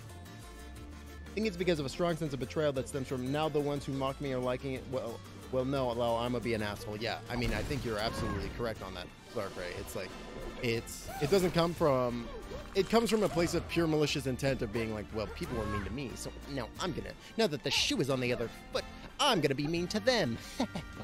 See how you like it. It's just like, or you could just not be a vindictive asshole for like no reason. Like, yeah, I mean, people being a jerk to you in the past does not excuse you being a jerk to people now. As much as that would make you feel better, right? Like, it's not how that works, unfortunately. And in fact, that just literally makes you the asshole. What's that line? 2 wrongs don't make a right? It's crazy. Oh, that reminds me of, this is totally off topic from what we're currently discussing, but I was talking about that the discussion that we had last time about how stupid it is that your core ability stats are tied to your race with my partner, and and she brought up the really good point of, yeah, it would be equivalent to playing, like, saying you're playing a female character, and then if they gave you like a debuff because of it, or a strength debuff because, oh well, women aren't as strong as men, right? And like, obviously that's clear bullshit and gubbins, right? But like, I just thought that was such a good point of being like, yeah, that determinist level bullshit of being like, oh well, according to biology or real world physiology or what have you, technically women would have a negative strength modifier, right? It's like, fucking what? It's like, this is a fantasy world. Why do we give a fuck about real world bullshit like that? Who cares? You know, it doesn't make sense. It's like, why are you limiting your imagination based on real world gubbins? You know, which isn't even necessarily true, right? Mostly lurking as I got to do stuff and keep the good talk going on. I enjoy hearing peeps talk about stuff they care about. Yeah, for sure, absolutely, no problem. And I do I appreciate you being here regardless, even if you're just lurking. No problem. I don't have any form of problem with that. I super appreciate it, actually. Yeah, it's just like, and if you want to hear me talk about stuff I'm passionate about, you don't gotta ask, brother. I'm gonna do that. I'm gonna do that. Don't worry. Yeah, it's just crazy. I just find it to be maddening, because it's like, can't we all just like freaking get along and enjoy things together? Like, why does it got to be a point of contention? Like, instead it could be a point of hype. I would much rather a point of hype than a point of contention. Like, especially when there's no point to it. You never played Dungeons and Dragons before? Fuck yeah, come and sit down. I'll make you a character sheet, and then like, you want to play a wizard, or you want to play like somebody that can beat dudes up real good? Like, what do you want to do? Don't worry about the rules. I'll handle the rules. You just play how you want to play, and I'll deal with it. Don't feel, you know, it's just like, gates open, come on in. You know, I want people to be able to enjoy the things that I enjoy, because if they enjoy them half as much as I enjoy them, then that means that's like a win in my book. I'm glad. Oh, that's very sweet, Sakura. Yeah, man, I want, there's no limit to the amount of things that people can enjoy, and I don't see why other people are so into limiting them. You know, it's like, why do you care so much? Just let people let people enjoy things, you know?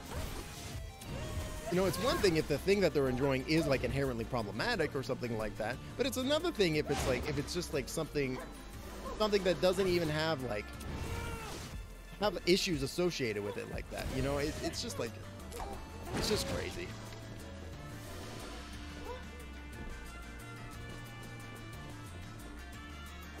Oh man, this is getting wild. Okay, gonna switch.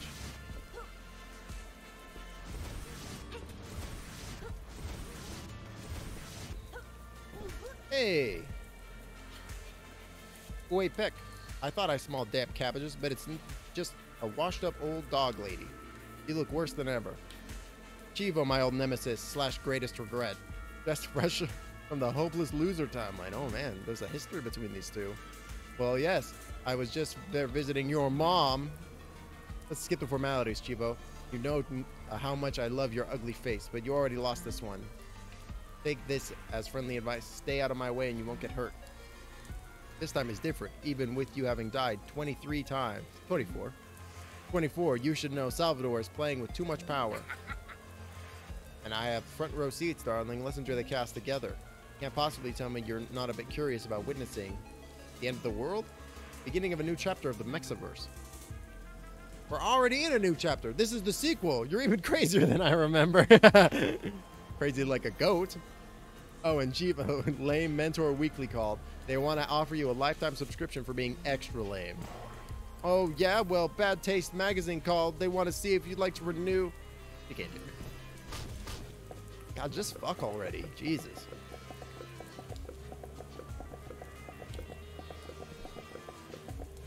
He walks away all. She walks away all fucking blue balled.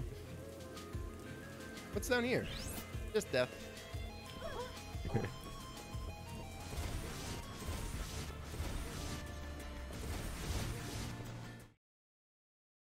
Templo de Obsidiana. Oh, new purchases.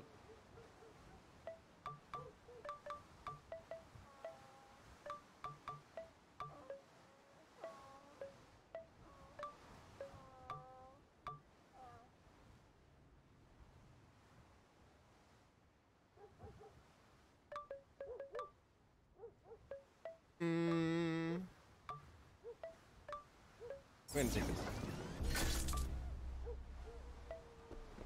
Hey, what do you know about guac? My secret guacamole recipe. I guess I would have to say lots of extra cilantro, coriander, Chinese parsley, all the same thing. Sure, it tastes like soap to some people, but to them I say, you're not worthy of my guacamole, mutants.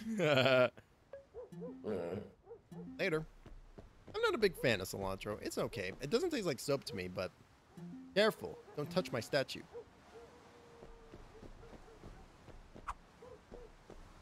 Sorry for snapping at you. Just been sculpting this thing for days. It's my masterpiece. Tribute to all that is good and just in the world. It represents the human spirit prevailing despite these dark times we live. Hell yeah, brother. Sorry I tried to punch your statue. Well.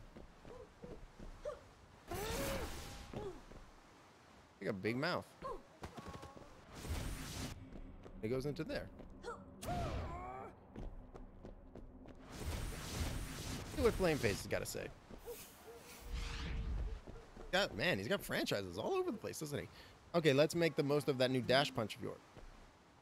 It was like a second option to talk there. Oh, you think so? Okay, I'll head back. Yeah, and then the follow-up. Yeah, and then you can launch into the air and then follow the launch with it. Yep. Oh, and then you can slam and then launch. Theoretically. Fuck.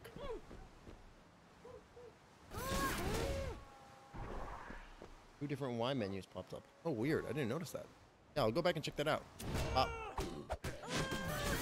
Then follow up. Yep. I would tell you to dash on out of here, but I still have more to teach you. I'll come back later. Maybe there's another thing to talk about with that guy.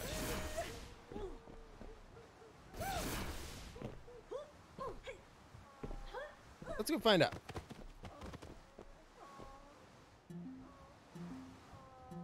That seems to be the normal dialogue. Oh, I think what you were seeing was that it was flipping from side to side. No problem, though. Happy to double check, though. That would have been cool if he had additional dialogue. Oops. Now I'm dead. These aren't great. That's your fault. I fell in the lava because of you. Just kidding. No problem. No problem, brother. If it had been something, I would have freaking freaked out.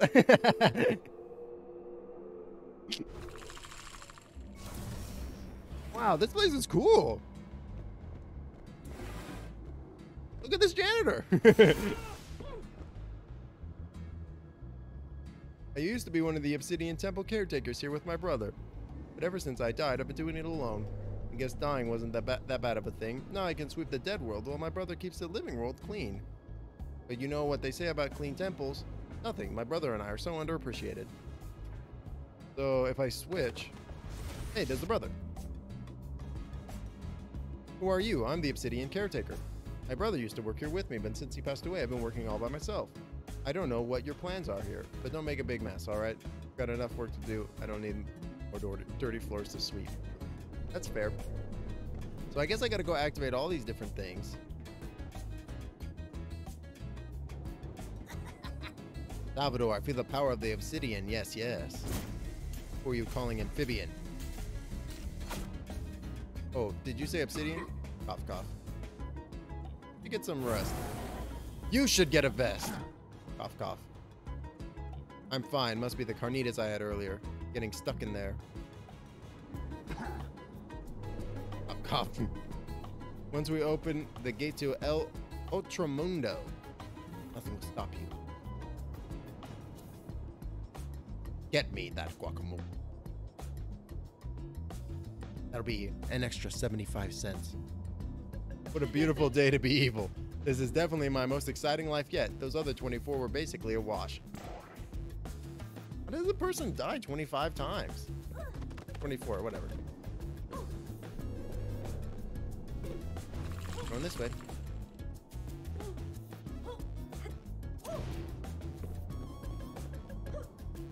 Yeah, I can chicken dash up here? Can. Purchase of it. Okay.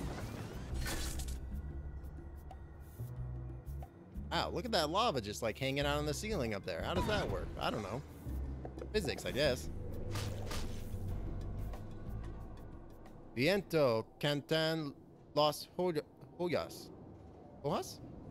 Belen las peras en el peral. Ira la rosa, rosa del viento, no del rosal. Nubes y nubes, flotan dormidas, algas del aire. Todo el espacio, fuerza de nadie. I probably just butchered that completely. Be the wind, my friend. This is double jump. Oh, cool. I have no idea what he just said to me. But I appreciate the double jump. Thanks, brother.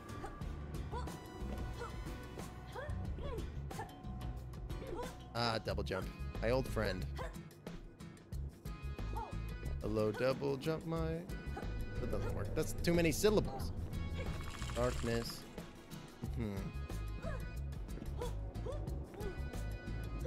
Yep, definitely not gonna make that.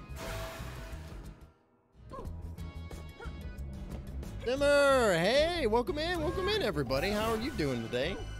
Thank you so much for the raid. I appreciate you. Oh goodness, we're just doing a little bit more Guacamelee. Guacamelee 2. The quest for guac. Wow. Hope you're doing well, though. Welcome in, everybody. I'm Timbo the Wizard. I'm a variety streamer and tabletop RPG enthusiast, among other things. I do all kinds of cool stuff. We also do world building on my channel. And yeah, welcome in. I hope everybody's doing well today. Hope everybody's having a good old day. We're playing Guacamelee, a game where we are exploring the Mexiverse and attempting to save it from utter destruction. And we're having a fun time doing it. Did you get my raid, Timbo? My Twitch went crazy. I did get it. It said it was one person, but I feel like that was just Twitch fucking up. But thank you very much. I appreciate you. Oh, give me 1 second and I'll do a thing. Up.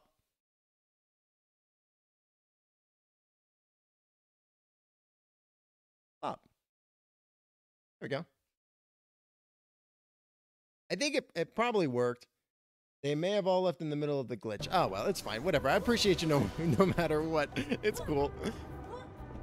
That's weird, though. I'm sorry your Twitch was freaking out on you. That's no fun. Take me! Oh, this whole environment is sideways. Oh, weird. Hope you're doing well, though. I appreciate you regardless. No worries, no worries. How are you liking New Vegas, by the way? That was fun. I have personally played like maybe 4 or 5 hours of New Vegas, and I don't like it didn't really mesh with me for whatever reason. Like I really liked Fallout 3. Fallout 3 was like my first open world game that I played, and I like loved it for like, you know, for obvious reasons. But when I played New Vegas, I just couldn't get into it for some reason. I think maybe it was just like the environment was like a little bit too drab or something. I don't know. Fuck. was brutal. But that being said, I know that the DLC in New Vegas is some of the best DLC in any video game. Like I know it's incredible. Oh, hey, Hazard. Welcome in. Oh, no problem. We were just talking about whether or not She's Raid had bugged out or not. It seems like it worked though. Welcome in. I'm Timbo. I'm a variety streamer. thanks for coming. I appreciate you. Yeah, I liked like I felt like the DLC in New Vegas was some of the best DLC. Like the one that Cray mentioned on your stream, Dead Money, is like an incredible piece of DLC because it completely turns the entire game on like its head, like how he was mentioning. It is more like a horror game than it is like a Fallout style game, which is wild. It's really, really interesting. I'm finding New Vegas a little hard to get into. I really wanted to like it because so many people do and were excited for me to play it, but I'm finding it a bit hard and overwhelming. Yeah, I kind of had that same vibe because it's just like, my big issue with it is that it just doesn't really feel like there's like a huge amount of stuff to do at the beginning, right? Because like when I played the game, the first thing I wanted to do was I wanted to go to Vegas, right? I wanted to just beeline it straight to New Vegas. And I found that if you do that, if you do attempt to just go on a beeline straight to New Vegas, they put death claws and stuff in your pathway, and if you just try to walk there with your basic level gear, you will get basically destroyed every single time by giant evil mutated lizards, which is like can be fun, but it's like I kind of just like I wanted to see like what the game was about, you know, and I really like I was like I don't want to wait. Why are you making me wait to go to the titular place of the game, right? Like the game is literally called New Vegas. I want to go to Vegas. This boy's back. Oh, damn. And like another thing that I hear about New Vegas a lot is that like it's apparently like really adaptive to like your choices and stuff in the game, and you can do all kinds of zany stuff. But I probably just never got to the part of the game because I hear that I think that happens a little bit later. But it's just like I never really felt like my choices really hugely mattered. It just kind of felt like I was wandering around in the wasteland, kind of like Fallout 3 did. Oh goodness. Like I would really love to hear like an explanation on why like what is like really the true love of that people really love about Fallout New Vegas, because like I think that that's really interesting that like that other people are like, yeah, this game is like fantastic, it's like the best Fallout game that exists. It's even better than like Fallout 3 or Fallout or the Fallout 1, 2 or Tactics, right? And I just like I didn't get it. Skyrim, oh yeah. My issue is I have zero sense of direction. Like Cray had to come into voice chat to help me know where I was going, and even with his help, I still feel a bit directionless and overwhelmed. Yeah, I felt like that too. Like it's just like looking out into the desert of New Vegas. I was just like, it's just pure desert, and I don't even see anything interesting on the horizon that I would want to go take a look at, right? Which is like a big thing for me. Like you mentioned in Skyrim. That in Skyrim, you see something sweet happening in the fucking mountaintop like 200 meters from you, and you're like, hell yeah, brother, I'm gonna go climb that mountain. I'm gonna climb that mountain and find out what's going on up there, you know? But in Vegas, like, there was like maybe like one dinosaur statue or something kind of interesting like that, but I was like, oh god. I don't know how to do this. Oh my god. This is like an excursion funnel from Portal. Hate this. I hate this. I hate this. Yeah, literally, Skyrim is so much easier to navigate to. The UI and the map system are so much easier to understand. Yeah, I would absolutely agree with that. There are actually notable landmarks you can learn, so you can learn directions. Yeah, that's super true, you know? Like, after you play Skyrim for a while, you really do kind of feel like you understand the map a little bit more. While in New Vegas, it was very much, in my opinion, you're kind of just literally thrust into the desert with like literally no hope of being able to figure out where the fuck you're going. This is hard. Have you played Outer Worlds, She? Because I know that game is made by Obsidian. Oh God. That game is made by Obsidian, and it feels like this.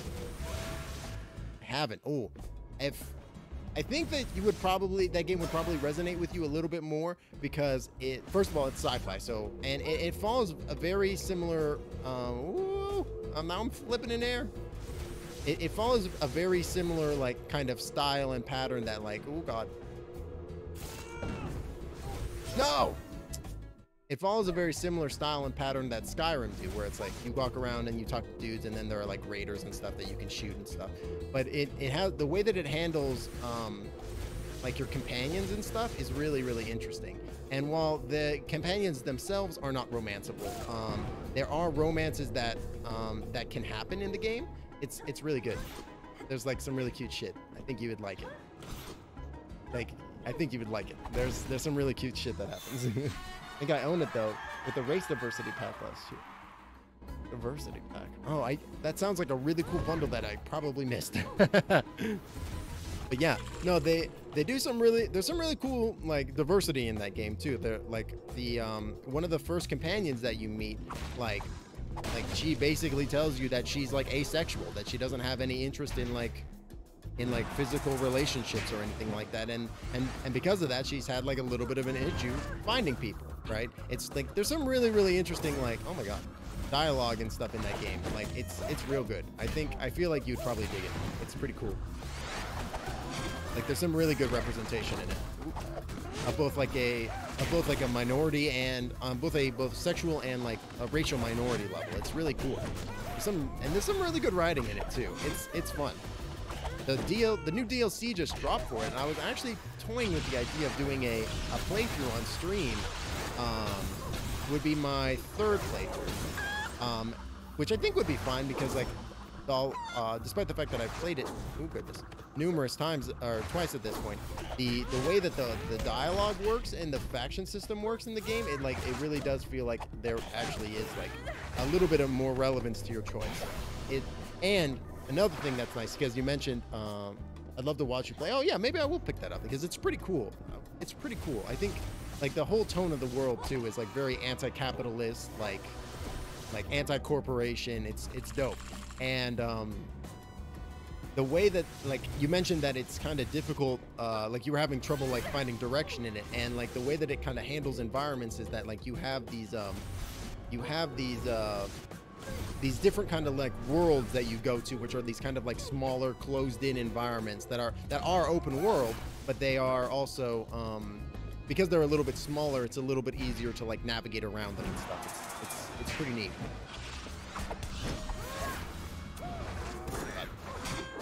And there's just like one of the things that they did in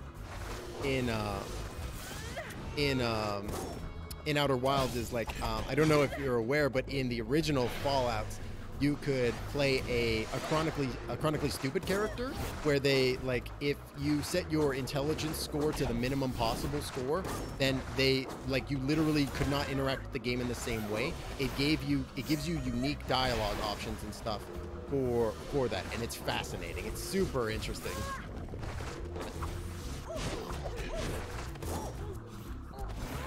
Kitchen. Oh, that's me. That's super funny. Yeah, it's like, it's wild because it's like so I never played the original Fallout games, but apparently in the original ones, that if you do choose like to have like a negative stat modifier for your intelligence score, like your character will literally not be able to progress with the first quest in the game, because the character that you talk to in order to get the quest from will think that you're too stupid to accept it.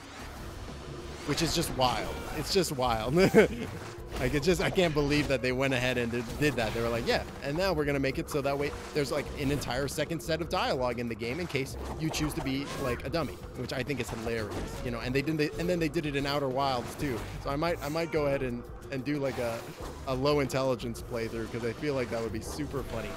Did the same thing again last time. This is a tricky combat.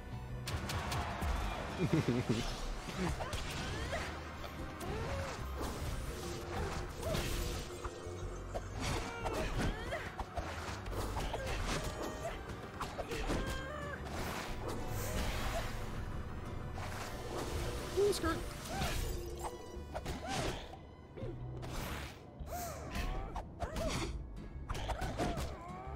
Get in there, yeah.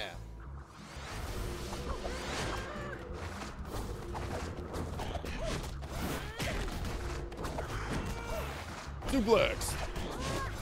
Boot it. Yeah, brother.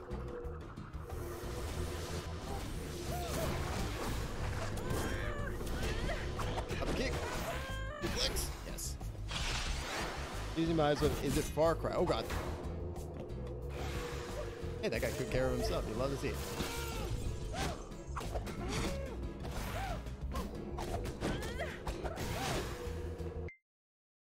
Is it Far Cry where you get told to wait at the beginning and you actually do, the person comes back and the game finishes? I don't know what you're referring to, but that sounds fucking hilarious. That's super funny. That if you just hang out in the room long enough, the game, you get a game over screen. That's really good. Oh man. Oh man, I love it. I love it in games when they do stuff like that. And they're just like, yeah, and now we're gonna put in like some wacky thing that nobody would ever think to do, right? But if you do it, then you get like this crazy, ridiculous ending or something. That's super funny. We're gonna go ahead and gonna buy everything that we can.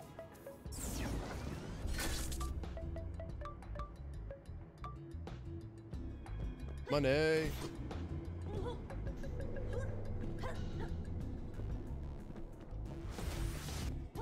Up we go.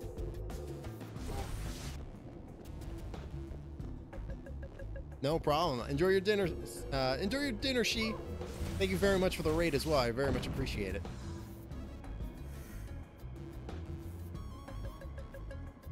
Dot.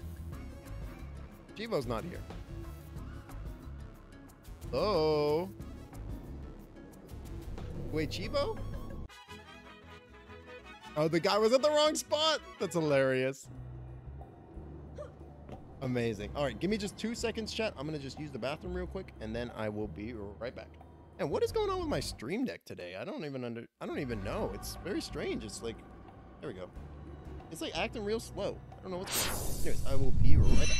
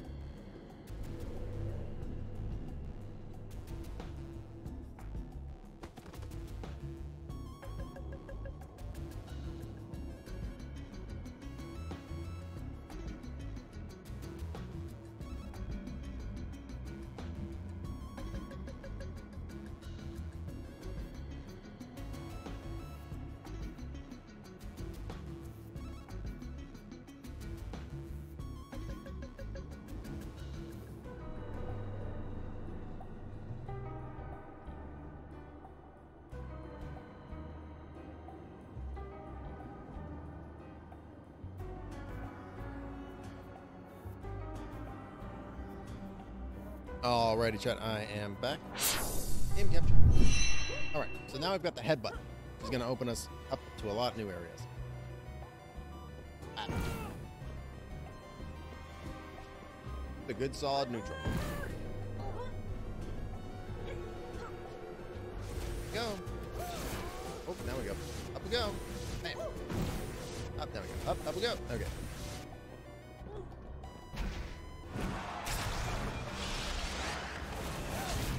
Oh, it swept me.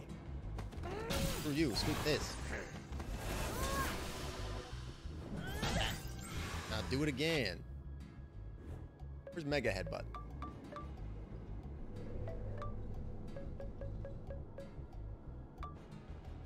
I gotta do more headbutts. Here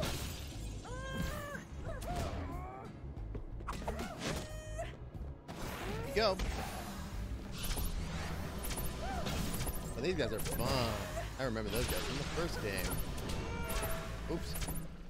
Oh, that was just dumb. Oocha!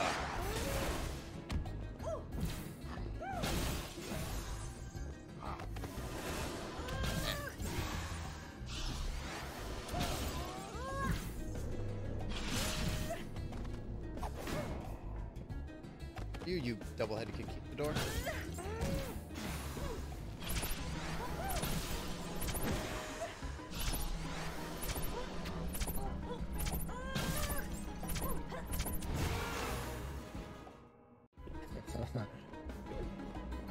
Curse you, lava ceiling.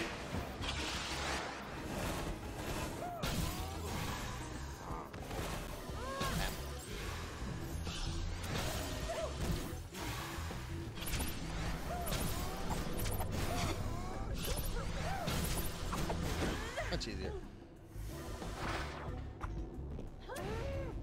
No sweat. Okay. Bam.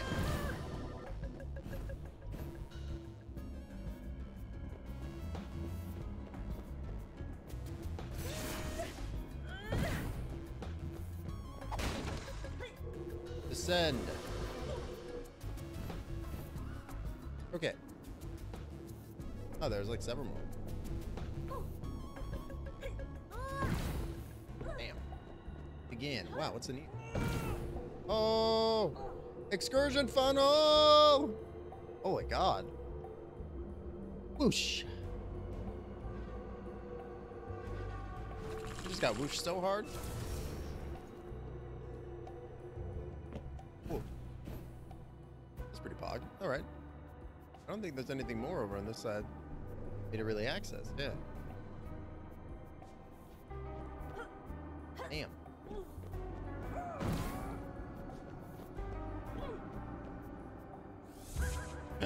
It's me. I mean, it's El Munico.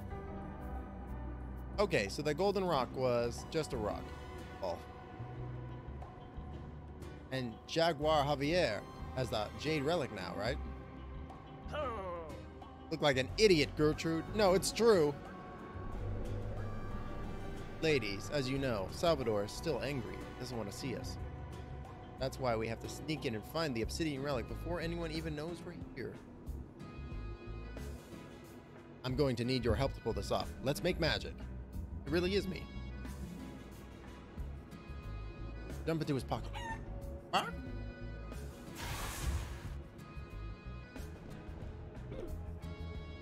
Himbo El Muneco. Lucha!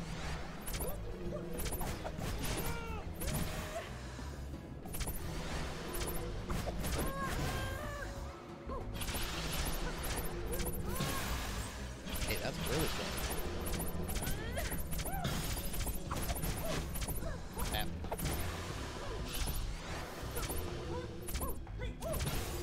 Oh my god, I totally forgot to announce that tomorrow I'm going to be on another live stream event. Tomorrow I'm going to be on DM Chronicles weekly Thursday one-shots. That's going to be... God, when is that going to be? 7? It's going to be at 6:30 p.m. Eastern Standard Time. So, yeah, make sure to tune into that. DM Chronicle, he runs I just knocked my ass clear out of the room. Again, the clear out of the room. DM Chronicle, he runs different one-shots every week, each with a different theme and different people, which is real cool. So it should be a lot of fun. I'm looking forward to it. And that's going to be, again, tomorrow at 6:30 Eastern.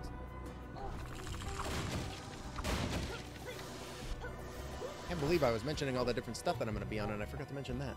Dumbass I am. Like, literally the most current, most recent thing.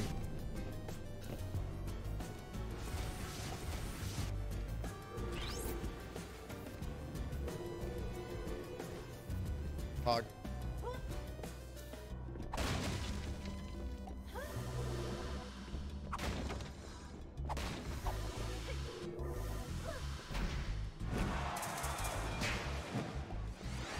What's this guy doing?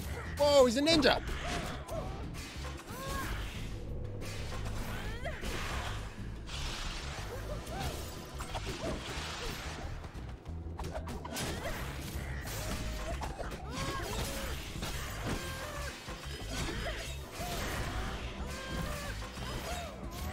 Suplex into your friend, and then we'll kick you. Oh. Where you, ghosty ghost? Rest in pieces. Boom.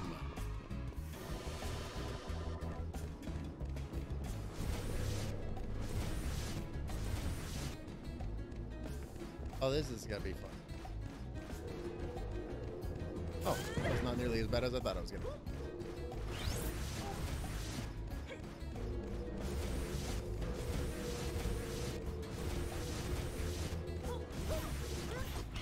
Oh, had it too.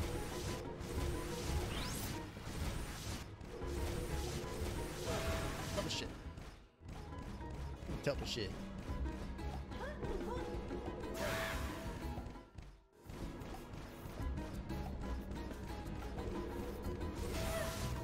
Okay, so these guys stay.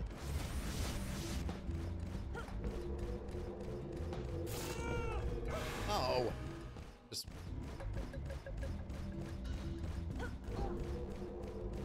Blam.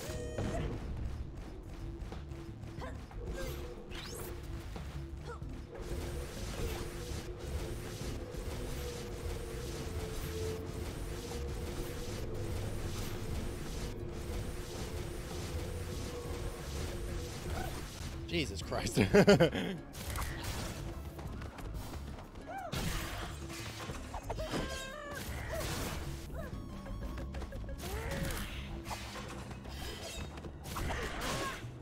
guys are tough.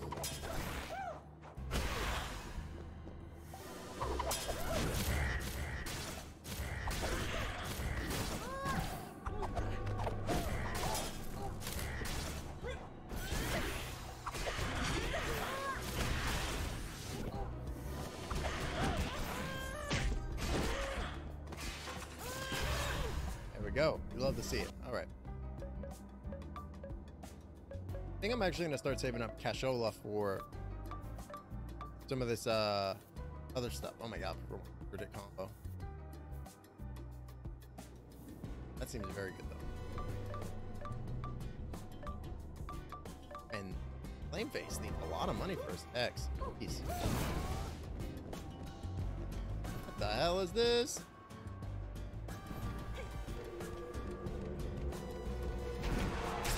Okay.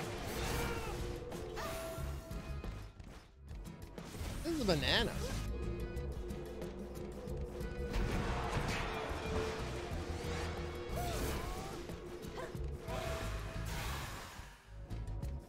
Not sure what I'm supposed to do.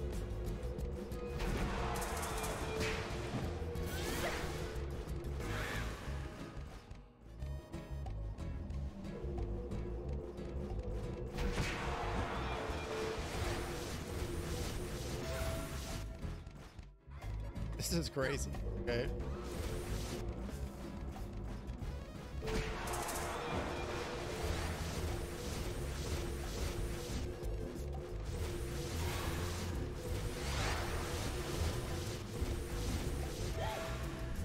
This is insane.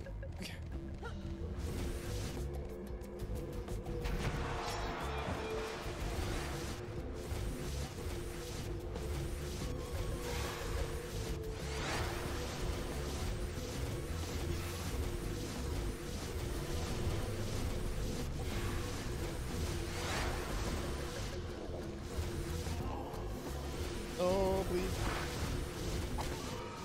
Thank you. Thank you for not. Yeah, might have enough for one of flame. Oh, jeez.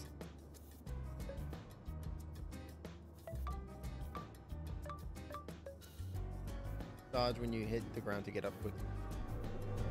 Does seem good, but I don't want to save the money. More pressing things, I feel. Wait.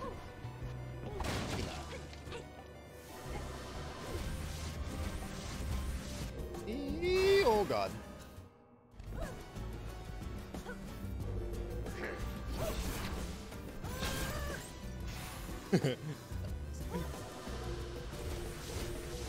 Baby.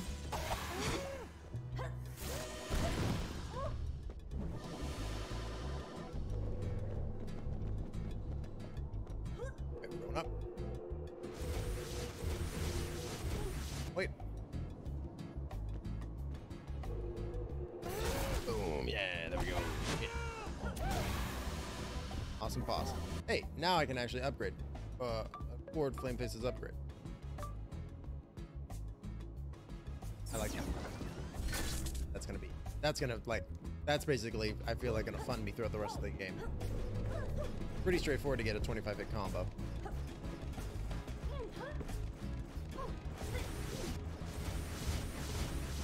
Oh, funny that the eyes are slightly different depending on whether or not you're in the living or the dead world.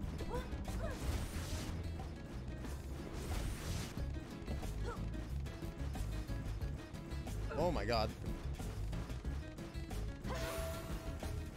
Fuck. Tricky.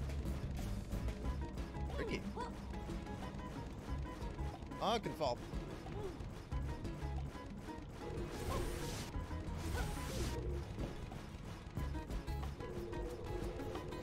Oh, just a little too high, too fast. Oscillate.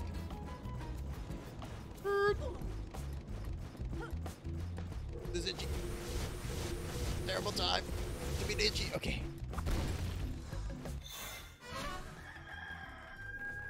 I mean, yeah, it's gratifying to get a reward or whatever, but have you ever had to scratch your nose after it was real itchy? Chicken!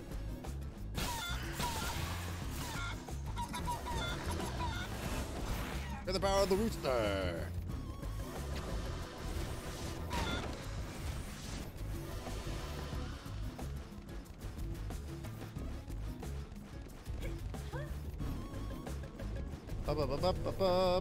Boyo power! Shit. Got the double jump as the chick. And oh, I didn't even mean to switch realities. Reality? You can stay where you are, girl. Bam, bam. No! It just immediately falls in line.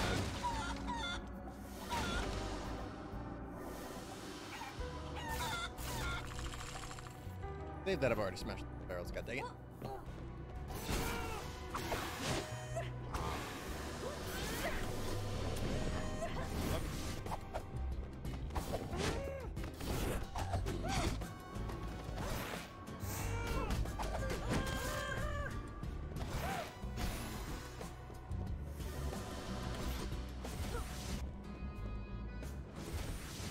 Oh yeah.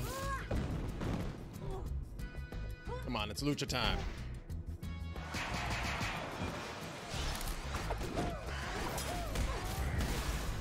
Shit.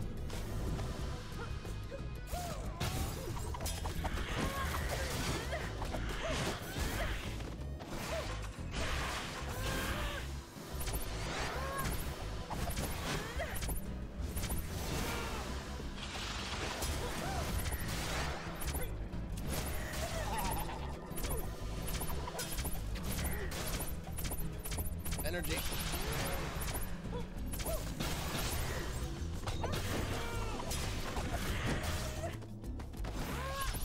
Look like you and your friend. Bitch. Yeah.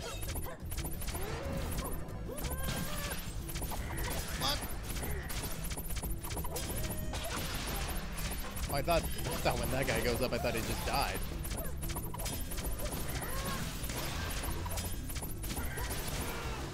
No, but it does do just procedural damage to me no matter where I am standing on the screen. That's pretty nasty. There we go. That was rough, but doable. Fun! Oh, fuck.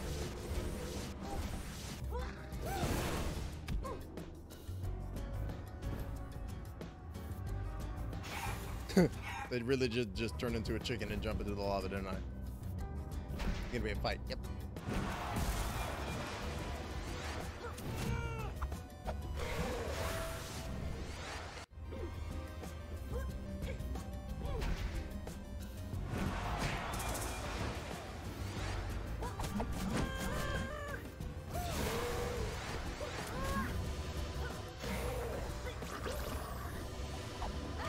Okay, yeah, y'all just got rid of that middle platform there, didn't ya? Okay, okay, okay.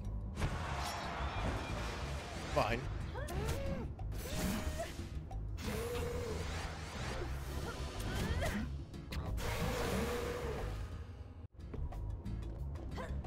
This is fine. I gotta remember I can double jump. Coliseum of Fools all over again. Yeah, it's heavy Coliseum of Fools energy. Oh, God. Yikes.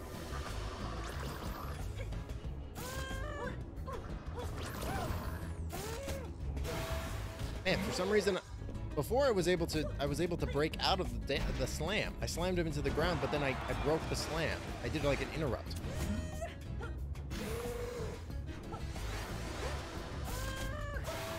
I do the interrupt. Automod onto me, yeah.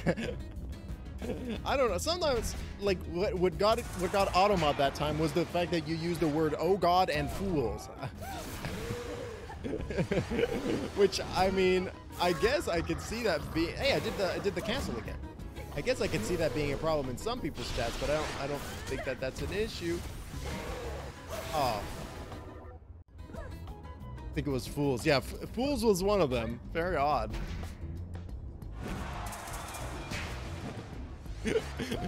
Just imagine people in Twitch getting upset because somebody called them a fool. Actually pretty funny. Ooh. This reminds me of that one character from Courage the Cowardly Dog that was like he was always like an asshole, and he would be like, "You fool." I can't remember what that guy's deal was other than he was just always a jerk. Like, no matter what was happening, he would always just show up and be like, "Ha ha ha, you stupid dog, you fool." Now I'm just thinking, was that guy a racist caricature? He might have been a racist caricature. You never know anymore. Like, when you're a kid watching some of that stuff, it just like goes over your head. But now it's like, thinking back on it, it's like, was that guy a racist caricature? Oh, God. I just want to know. I don't trust my past anymore. Yeah, usually a pretty good rule of thumb, to be honest. I only live in the presence of Guacamelee.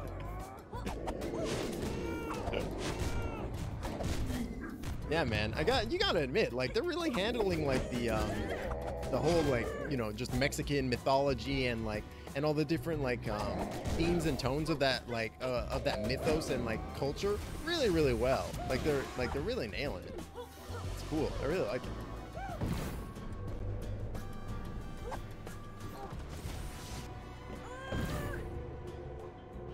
Yeah, they're doing great. Yeah, for sure. It's like, I just really like it when like, oh no, that was just, whee! I really like it when like if people make it, or like the developers or what have you, and they make it like, because this feels to me like oh gosh, it feels like a love letter to me to the Mexican culture. You know what I mean? Like the way that they are doing like the art and the buildings and the discussion on it, and all the iconography and stuff. It feels like a love letter to that kind of stuff, as opposed to them like appropriating it. really cool.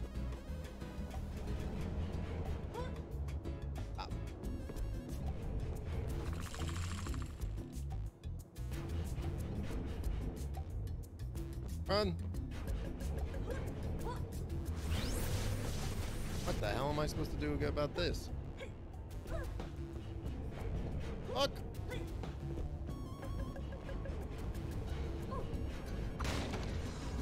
I really find it fascinating when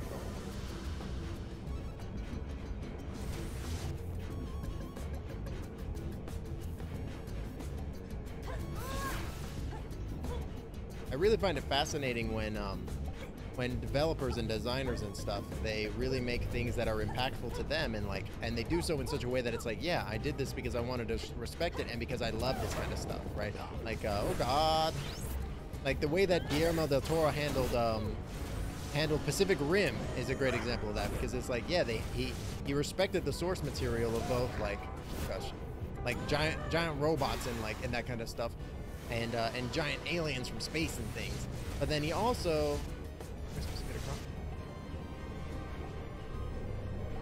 But then he also like it definitely feels like there were these. It definitely came from the heart, right? Love letter to mechas. Yeah, exactly, right. Which is probably the reason why it resonated with me so much, because I think by that when I watched that movie for the first time, I had just finished watching Gurren Lagann, which is super good and is a mecha anime.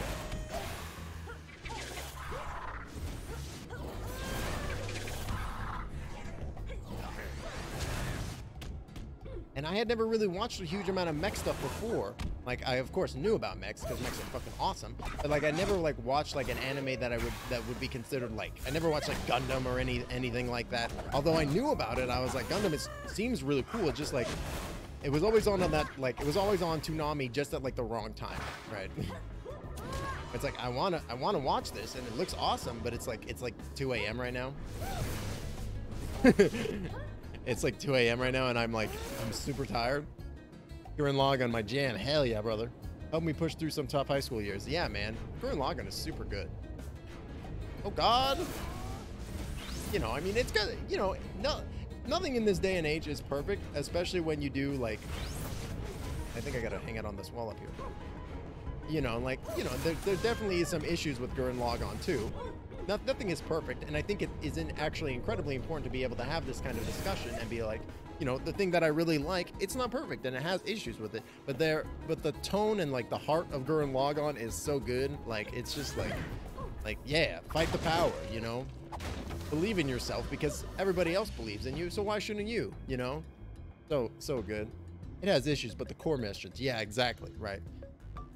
And those issues, at least in my opinion, they don't detract from that core message, or at least if they do, they don't detract from it enough to make it really meaningful or matter. That the issues that it does have, but what it does nail is like it does nail this tone of like hope and like and aspiring and facing great odds. Facing great odds and then coming out the better without like stooping to the level that you would like that the enemies would stoop to. You know, there's just like so much good stuff in Gurren Lagann.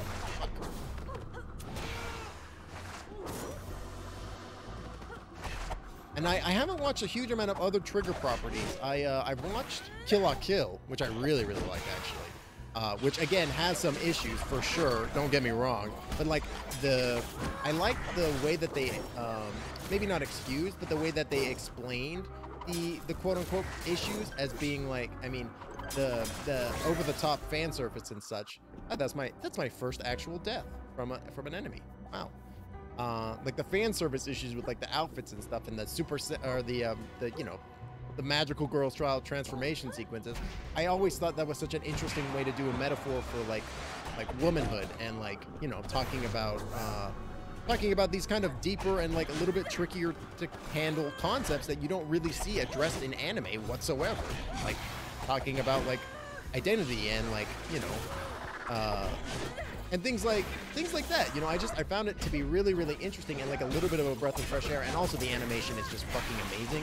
The animation in Kill la Kill is like, I feel like some of the best animation in any anime ever. Like it's so good. Oh, and the music too. Holy shit. If I hear "Don't Lose Your Way" even now, I get so hyped. Holy shit, that song is slaps.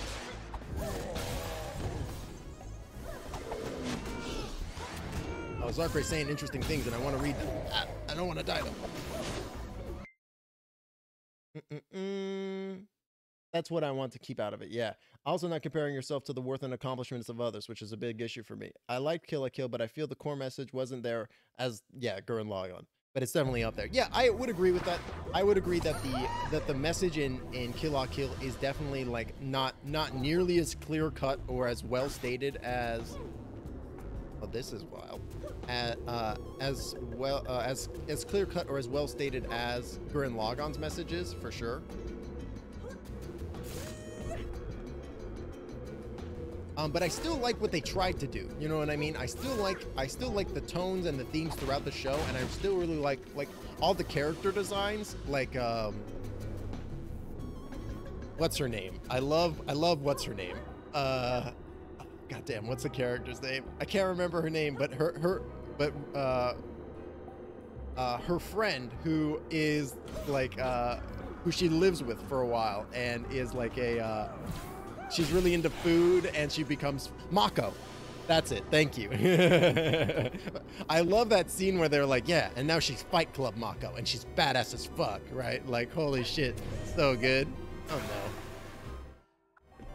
Yeah, Mako is like maybe one of my favorite characters in like any anime ever. Mako is fantastic. She is so good. Shit.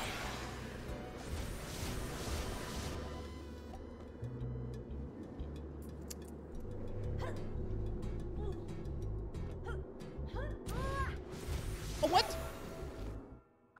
That totally did my head in there for a second.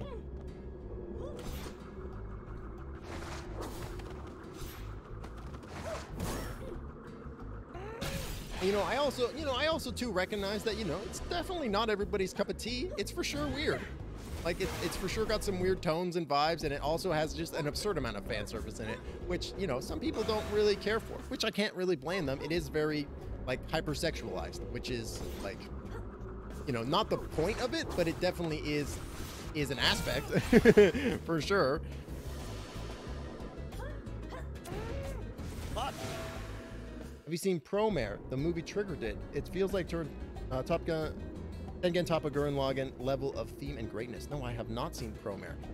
Is that the one? Wait, I might have heard of it though. Is that the one where they're firefighters? The firefighter anime that they did? Or is that a different thing?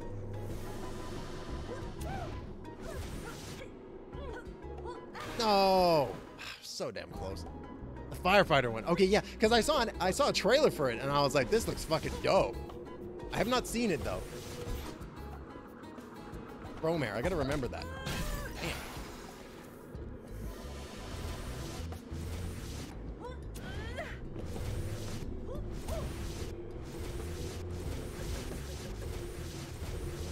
Yes. It is dope. Okay, cool. Yeah, I'll have to check that one out.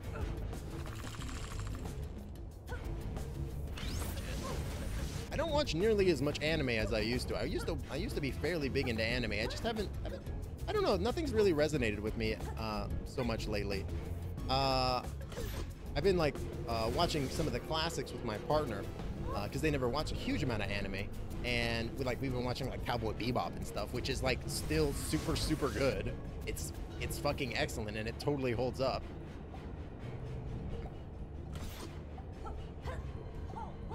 Oh my god, this is tricky.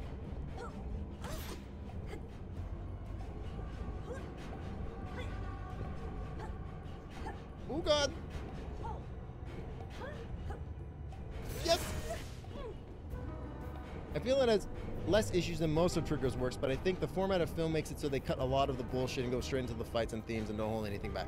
Yeah, because that definitely, I feel like that issue that you're describing of them being like, well, they cut out all the bullshit and now it's just the good stuff that was left over, right? I feel like that's like a big issue in like Okay. I feel like that's like a big issue in a lot of anime. Like, I don't feel like Trigger is necessarily alone in having issues with that kind of stuff, because it's like a lot of anime, I just want to just get to the good stuff, right? And then they want to do like 15 years worth of filler episodes, and I'm like, can y'all just fight the guys now, please? Because I just want to watch y'all, I just want to see the hype-ass animations of y'all fighting. I also feel the movie has a strong point to make about masculinity and how toxic masculinity can be horrible in all different shapes and sizes, but a good positive masculinity can be amazing.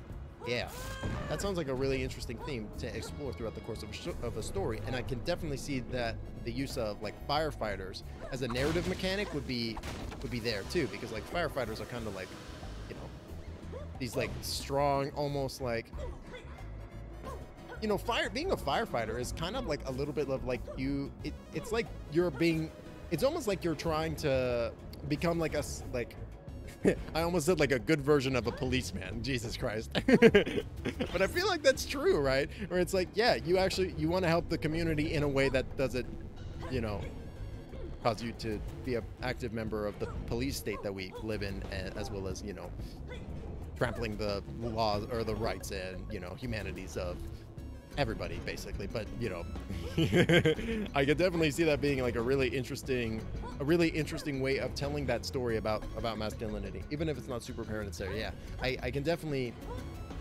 see how that tone could shine through, for sure. For sure. I feel like we're about to get to a boss fight. Maybe not. This is like another little... Oh.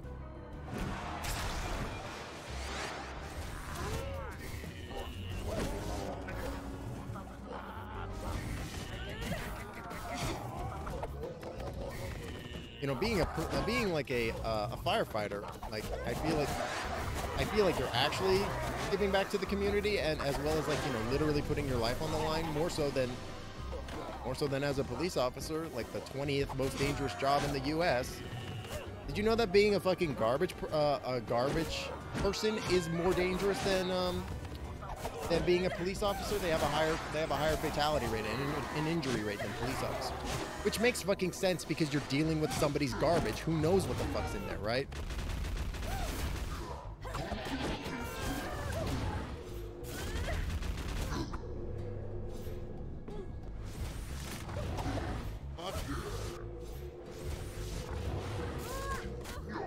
Oh. I read the fire as a metaphor for the over-destructive impulses of toxic masculinity, and the ice-cooling weapons as cold, uncaring, emotionless toxic mask. Oh, interesting. Oh, that's really interesting. Also, you've totally piqued my interest with cold weapons being used to fight fire. That sounds dope. Now I'm just picturing, like, what if Captain Cold was like a firefighter instead of being a villain? You know, you gotta know that Citizen Cold definitely was like, he was definitely up on that firefighter game for a while there, for sure, right?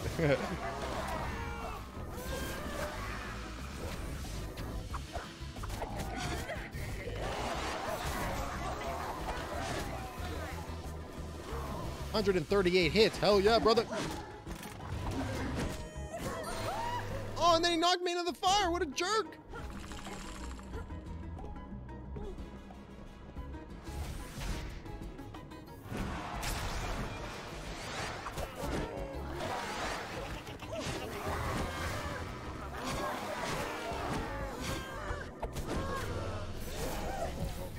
I mean, you know, I for sure, like, I would really like rather not talk about this kind of stuff because it's pretty heavy, and like I literally am not in any form of place to be able to do anything about it as well. But like, I'm very much like an abolish the police kind of person. I don't really understand why the police state has gotten this bad, other than the fact that the obvious reason is more power, more power and less ability for people to better themselves, as well as literally basic concepts like that, you know, white supremacy is highly ingrained into our society and stuff like that. But like, it's just gotten, it's so bad now. It's never been any worse, almost. Like, it's crazy. Like, it's just nuts. Woo! I missed a button. Oh, in the mouth? I think if I did that, I think it would push me to the next area. Oh god! Oh, I knew it was gonna push me back here too. Fuck. Ah, damn. This definitely feels like a little challenge environment for sure. This is hard.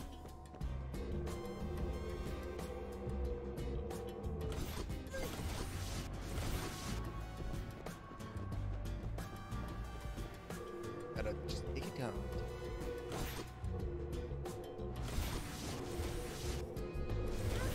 Yes. Nervous about what's down here. It's the item. Okay, Pog. It's another heart piece, baby. Speaking of anime movies, I need to do a Ghibli movie marathon. Oh, hell yeah. Hell yeah, brother. What's your favorite Ghibli movie? I think I'm personally really... It's like a toss-up for me. I'm personally incredibly partial to Princess Mononoke, but I also really, really like Spirited Away. And I think Kiki's Delivery Service was like the first anime I ever really watched as a kid. And I really, really like Kiki's. That one is... Kiki's Delivery Service is awesome. Oh no, we've opened the portal for the baddie! I've only ever seen Totoro and Spirited Away. Those are good ones. I don't think I've ever fully seen My Neighbor Totoro, but Spirited Away is... Whoa, we're in the void. Spirited Away is basically like a masterpiece. It's pretty incredible. Like,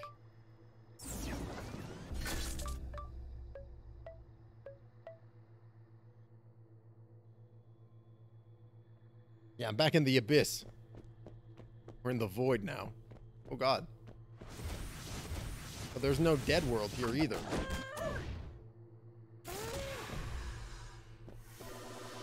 The wide abyss, yeah. Okay, so there's, ooh, walls. Weird. Shit. Yeah, that's right, run.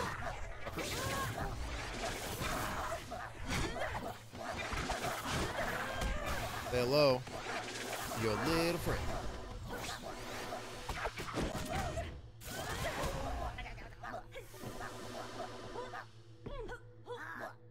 This is weird.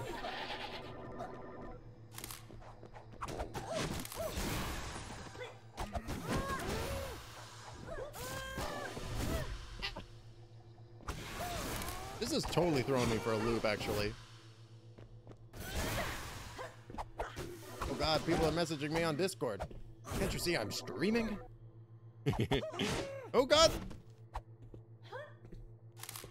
Stop with the bones! Who are you? Paints the walls with enemies' blood. Yeah, it's really actually helping me see.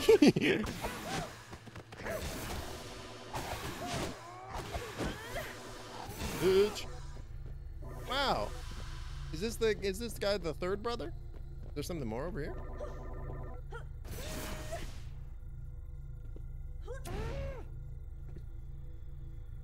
Well, seems like this is just a really big room. Oh. Wow, today was exhausting. I finally finished cleaning the area you just came through. It's spotless. Oh no. Oh, I'm so sorry. It's so clean that you can't even see the walls. Haha, my brother would be so proud of me. He's gonna tell him. Secret triplet. My, how did you fumble your way in here, little man? I'm a woman. Good afternoon, but good effort, but you're late. I command the darkest canine sorceries and dance effortlessly between the worlds of the living and the dead. But by all means, go ahead and wrestle me. Haha. I mean, wait, peck. I don't gotta say it like that.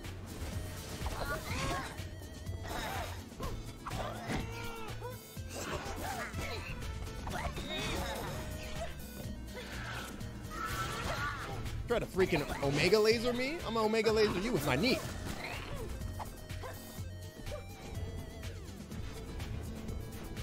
Oh. The arena changing. It's cool.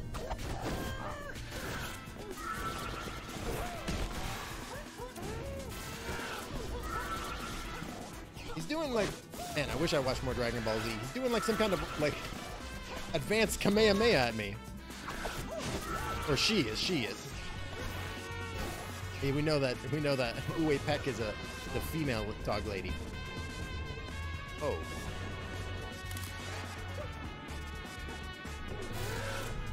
Oh goodness. Oh goodness.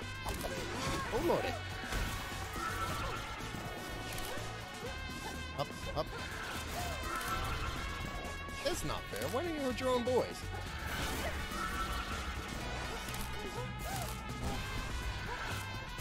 Ooh, dodge the bone. Jump, jump, jump. Oh god. Ah. What I really need to do is I need to do this. Ah, yeah, here we go. And then slam.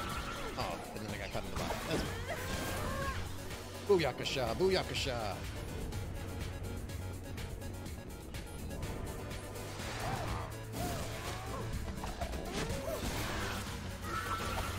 I really got to figure out how to turn notifications off, like sound notifications off for groups that I'm in on Twitter, like chat groups that I'm in on Twitter. Because I know how to turn the notifications off for the groups, like the Discord, but I don't know how to do it for the, I don't know how to do it for individual, like, group messages. Come on. Boop. Gonna keep distracting me otherwise.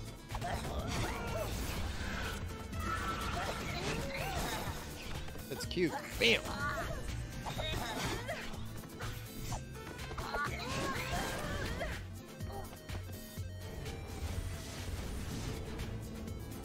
Come at me, bro.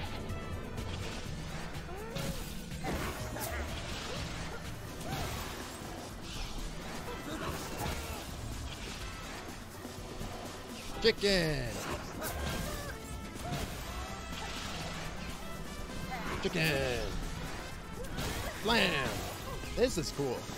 How it's leading me in the direction of the different guys, and it's making me do the associated one and then following it up with a secondary attack that makes sense. That's neat.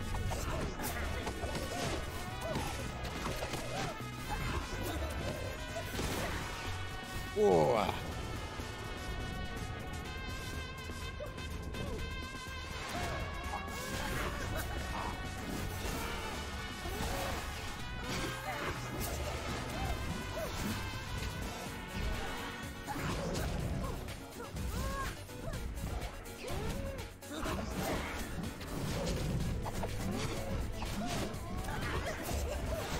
Yes. 117 hit combo. Enough. I'm through toying with you, luchador. It's been fun. And now it's time for lunchador, and you're invited. You just stay perfectly still for a second. Whoa. Oh, they're pogging up. They're pogged as hell, brother. Can't do any damage to them.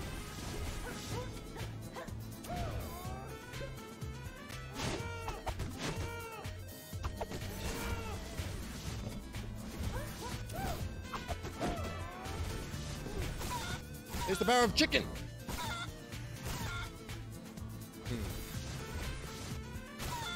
Chicken is no match for you. I just got eaten.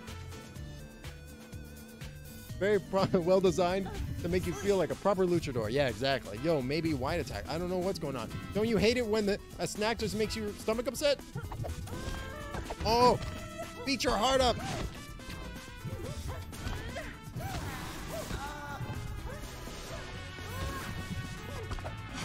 I'm gonna suplex your heart. Yeah. Just climb up my esophagus and we can talk about it. Curse you to the deepest reaches of El Ultramundo. Gonna give her a heartache. Good one.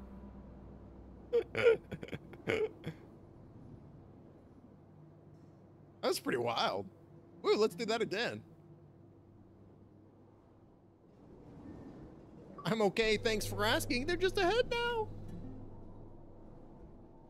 Although my precious headdress is destroyed. But at least I have the relic. Oh, well, thanks for it. Thanks, buddy. Oops. Seem to have dropped my ball. You just roll that on back. Thanks for that. We did it! Uh-oh. Now the true boss fight begins. Oh, it's Salvador. Hand over the relic, unworthy foes. And Muneko! Yeah. Hand over the relic, unworthy fellas. Damn it, lost my train of thought. Hand over the relic, unworthy foes, or else the dazzling power of... Muneko. I'll distract him, boss. You punch him. Get out now. But I don't need friends. Oh! Oh, you just crushed his little heart like it was nothing. Oh, I'm so sad. Where was I? Hand over that relic. Even she's like, oh yeah. Oh. Pepe hands from Muneko. What's a relic? Fine, then I'll take it by force.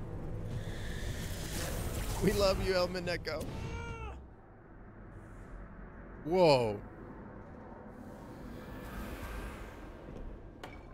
Oh my god, it's just like that scene in One Punch Man when like Genos and Saitama are like sparring, right? And you know, Saitama's like holding back on him, obviously. And Genos goes, "You promised you wouldn't hold back." And then like literally the next second he like phase dashes right next to him and his fist is coming towards him and Genos just sees death in his eyes. He's just like, this is the moment where I die. And then Saitama just taps him on the head and he's just like, let's go get lunch. And then the force from the punch not connecting with him like blew a hole in the mountain behind him. Did Salvador get tempted or possessed by a snake god or something?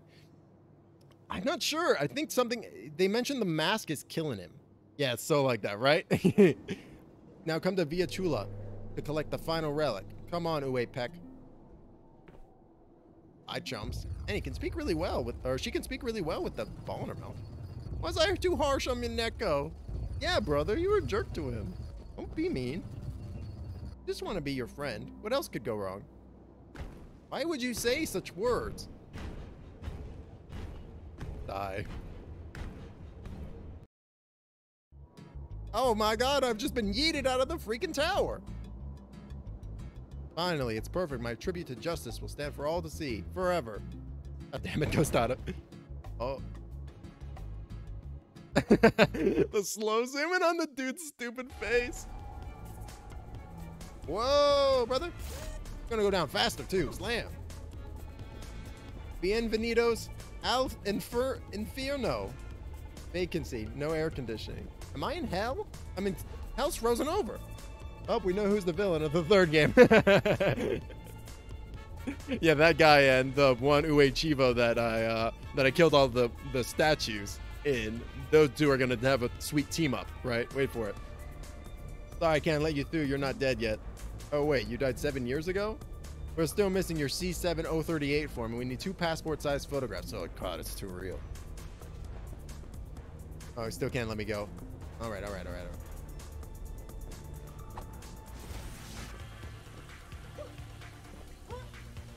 Wow, hell looks way different when you're not dead.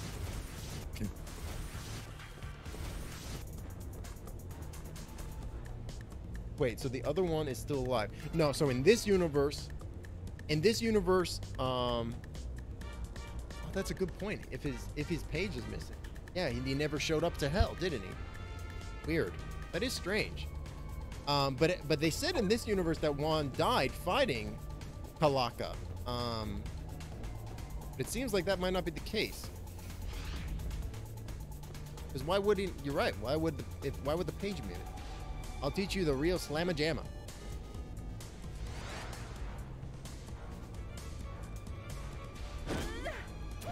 Oh, whoops. We're gonna knock him into the air. We're gonna follow him, and then we're gonna slam.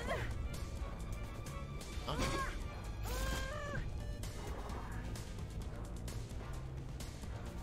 Okay, and then we're gonna do the same thing, but we're gonna launch him first. That's pretty sick. Okay, ooh. Up, X, X, X, jump into the air, follow, Smash him down, then smash him. Okay. Oops. Jumped the gun. Oops. This was a little trickier. There we go. Follow-up slam.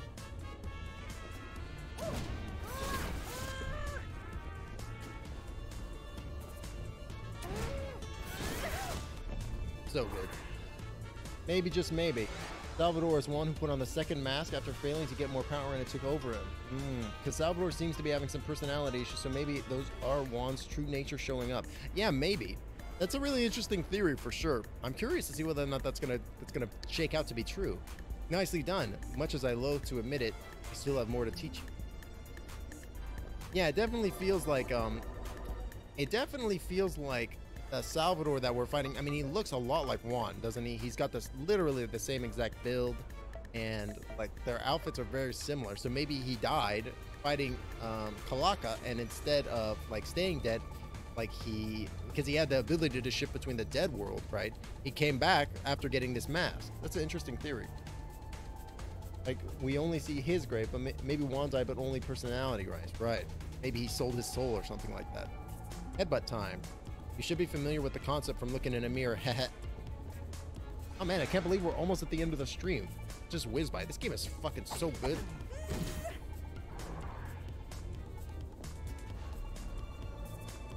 I've been playing in my downtime.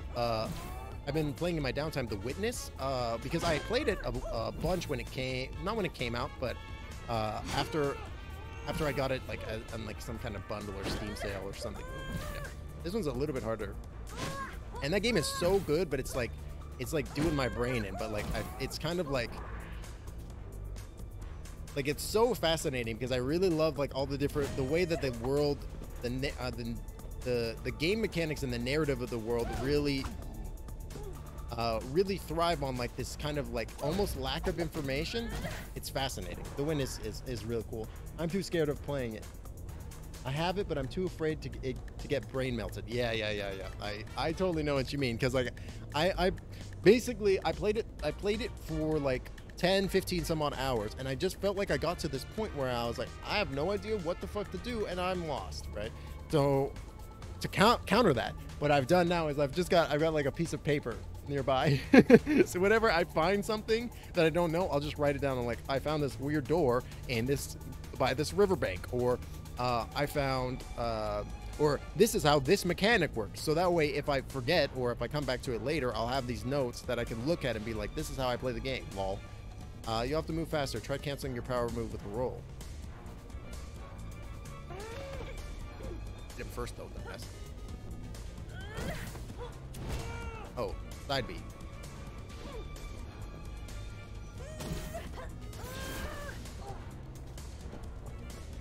I can do this one. Easy. Counter that, you started streaming and at some point played Hollow Knight to get even more lost. Yeah. And now you can go back and do the Witness without being lost with paper in hand. Exactly. I mean, headbutt, you narcissist. Anything more? No.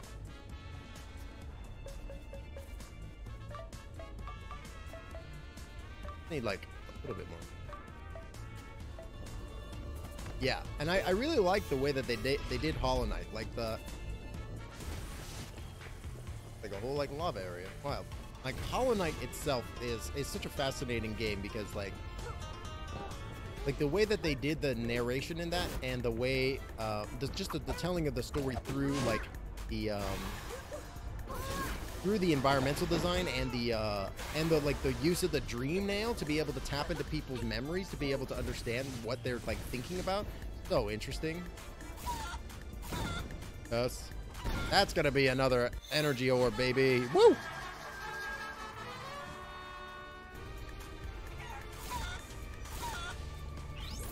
Oh well. Oh, chicken time.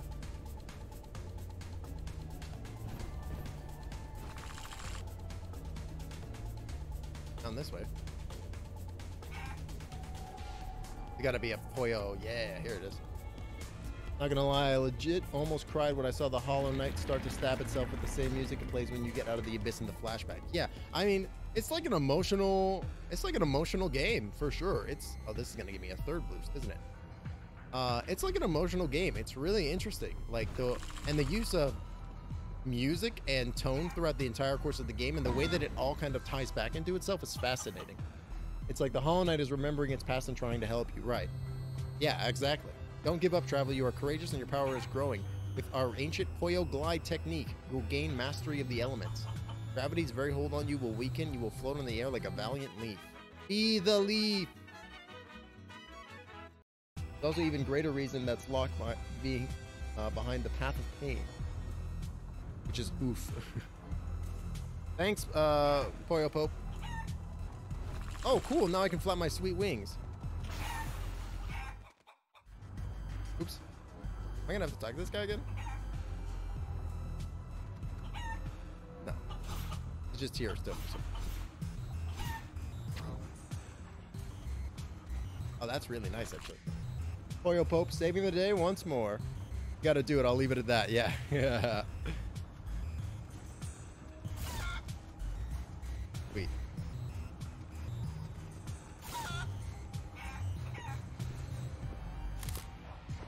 Oh, goodness.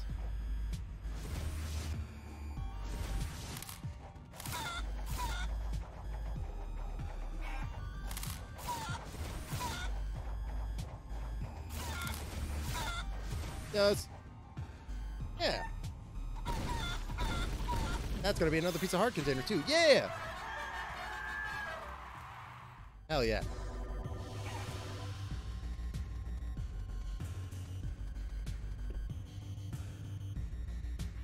Yeah, man. Not to mention, like, the sound design in Hollow Knight is like incredible too. Like the music and like the way the enemies function, and like Hollow Knight is like it really is like a truly special like game.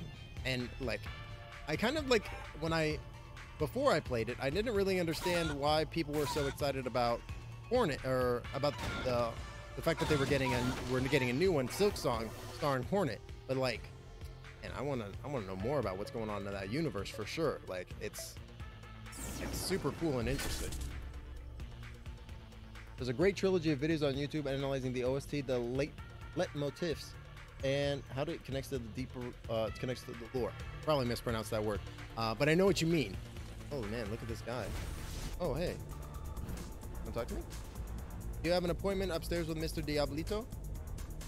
He's just upstairs doing his triple checks on our paperwork. Guessing this is about the repairs to the shortcut walkway. What do you know about Hornet? Just so I don't say anything weird. I don't know shit about Hornet. I think I saw somebody else in another stream. They mentioned that Hornet is the daughter of somebody. I think they mentioned that the Pale King and one of the Dreamers, she's one of their progenies, but I don't know anything for sure. I don't know anything. Juan the Luchador. Tostada, I haven't seen you guys in a while. Oh, right. El Diablito, he got turned into a chicken in the last game. Hera the Beast. Oh, really? Oh, that's wild. I wouldn't have expected that. Hera the Beast is the one in the Forgotten Village, right? With all the spiders and shit, right? Or alive, for that matter, since Kalaka killed you. That doesn't always stick, though. I get it. Deep Nest, yeah. Yeah. Anyways, it is I, your old friend, chief executive of the underworld. It's me, dudes, the devil. I'm trapped in this banging rooster body for eternity, as you may remember. So welcome to my domain, or what's become of it anyways. This is my desk now. Things have not been going so well down here. Salvador has disbanded all of our special committees. Oh no, the committee. No one even fills out their paperwork properly anymore. Someone turned the 7th ring of hell into a skating rink. She's the queen of Deep Nest. Right. Oh man, that's so interesting. It's horrible. It is horrible. I assume you're trying to stop Salvador. I don't blame you. Best of luck, guys. Really. You have a lot of ground to cover if you want to catch up to him, though. Little Bird told me that he's already has 2 of the relics. He's closing in on the 3rd as we speak. The Jade relic? That's the one we gave the Jaguar. We should hurry. He could be in trouble. Fly, my friends. Use the timeline rift just behind me.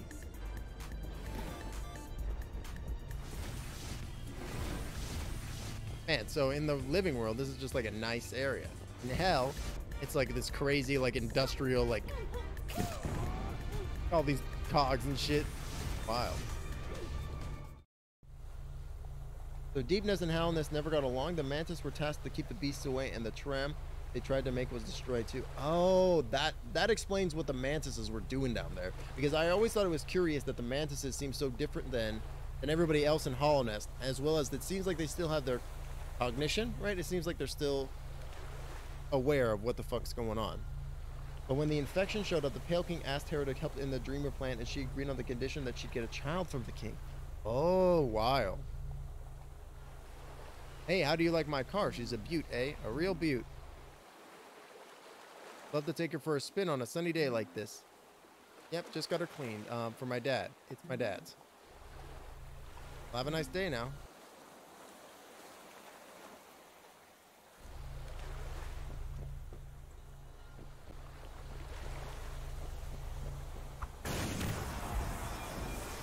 What? Fuck your car!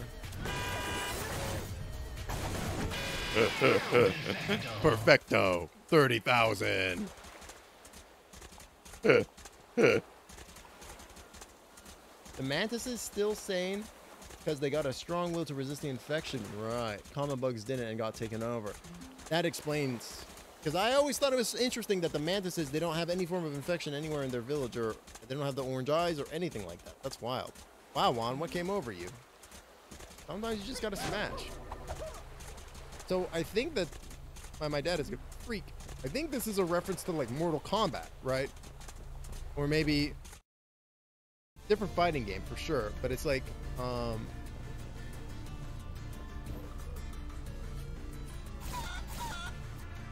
Mortal Kombat or maybe Street Fighter. Street Fighter 2. Yeah. There's always the Traitor Mantises in the Queen's Garden. What did the Traitor Mantises do? Did they just not want to be a part of the king's plan? Is that what the dealio is? Psst, hey, keep it down. I'm hiding from the chicken Illuminati. You believe me, right? Everyone else thinks I'm crazy, but I'm the only one who knows the truth. We should be pretty safe here, I think. Actually, come to think of it, I'm not sure how I got here. I might be stuck. Guess it's just where I live now. I'd offered you a tinfoil hat, but I only brought the 10-foot roll. Sorry. Psst, hey, keep it down. I'm hiding from the chicken Illuminati. Please give me a tinfoil hat. Oh my god, he actually is wearing a tinfoil hat. He's wearing a tinfoil sombrero. Looks good. Kind of jealous.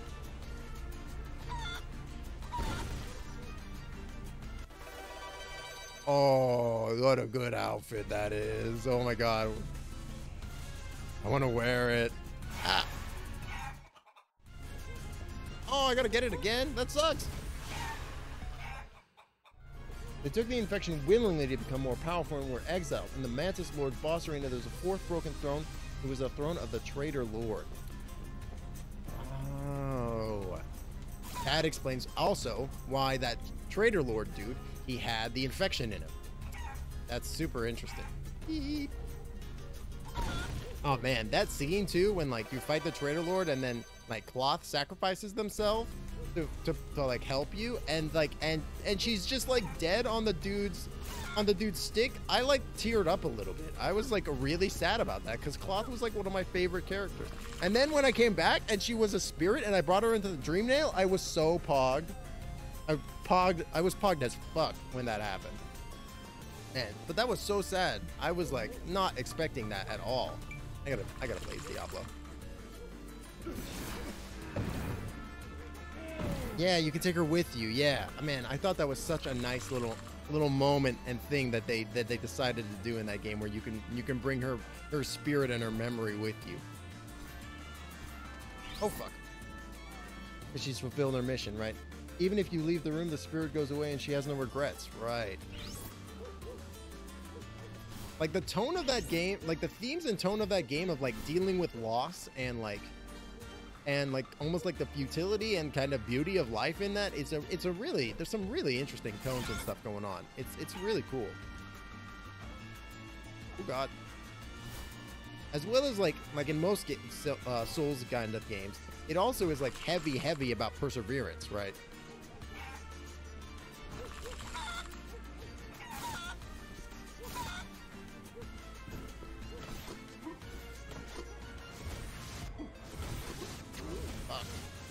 Oh. Unlike other dream spirits who stay. And this is mostly a headcanon for me, but I believe the Traitor Lord and most of the exiled mantises were males.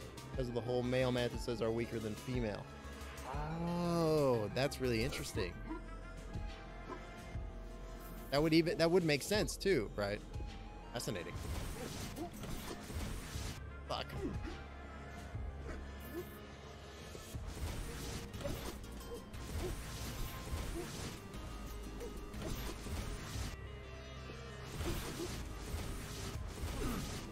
This is tough.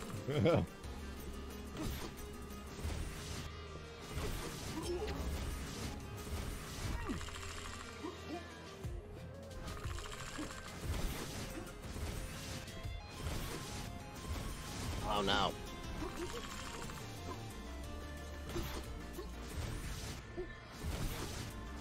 Oh my god. And it is confirmed the other 3 Mantis Lords were female. Oh, really? That is really interesting. And I mean, Hornet is clearly a female, and she's strong as fuck.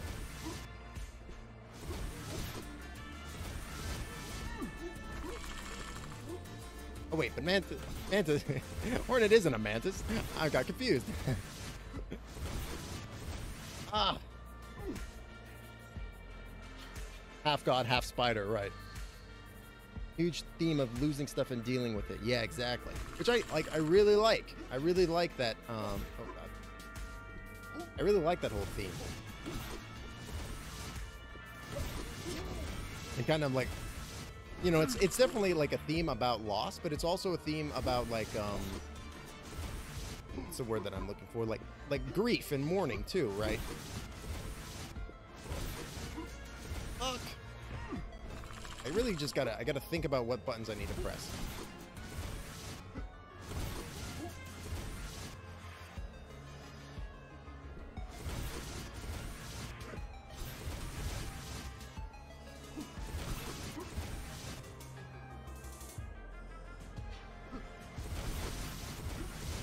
Yes. That was tough. That was actually hard. One of the main examples is a quest you haven't done yet. Thank you. That was quite tough. Oh god!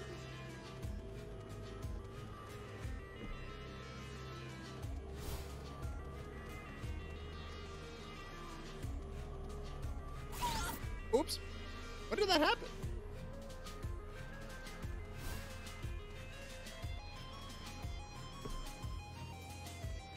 Beep.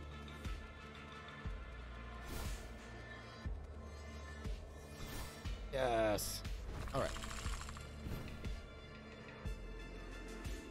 I want to talk about higher beings. Like, are we talking about like the Radiance guy? Because they pretty much influenced everything.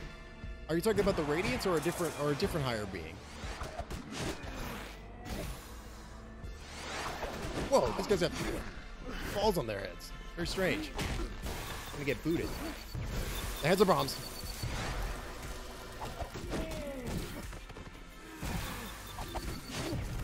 Oh, I wish it hurt their friends. There's a total of 5 higher beings in the game. Really?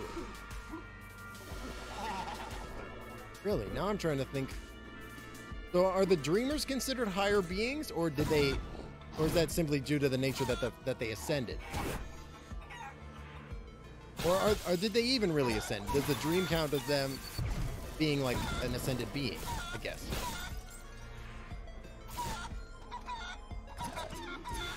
These are superior beings that are above by nature than other bugs. Huh.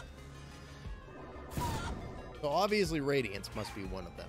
I'm trying to think if there's any other that I can just think of off the top of that. Dreamers are more powerful than common bugs, but they're not higher beings. Right, that makes sense.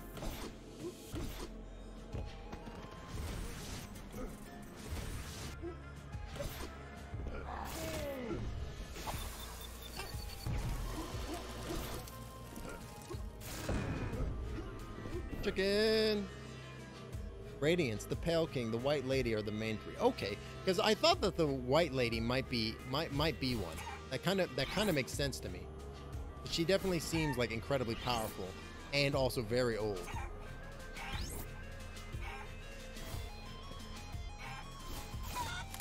Is Un from the green path. Oh right. Okay, so that if Un is one, that must mean the person who gives you the is the one that gives you the acid resistance. Is that one as well? Last one is a spoiler. Okay, never mind.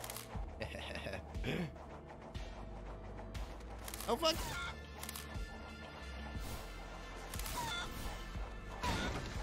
No, that's a great knight. Oh, interesting. Shit. I don't think I realized that. What?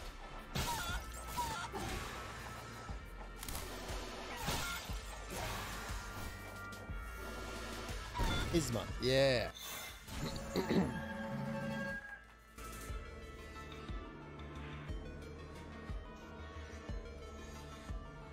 She was friends with Ogrim, the Dung Defender. Oh man, amazing. Probably in a relationship too. Oh, wild.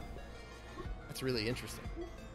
Oh man, I just realized that we hit 5 o'clock about 5 minutes ago, or 3 minutes ago. Let me go ahead and save. Awesome. Fantastic. I'll go ahead and quit. Hit the game. Excellent. Oh, and that's why he guarded her grove. Oh, that's cool. Man, that's so neat. God, I love it when they they tie it in that like it makes sense like that. I have to do a stream just speaking about all this stuff one day. Yeah, then you should. You should. That'd be really interesting.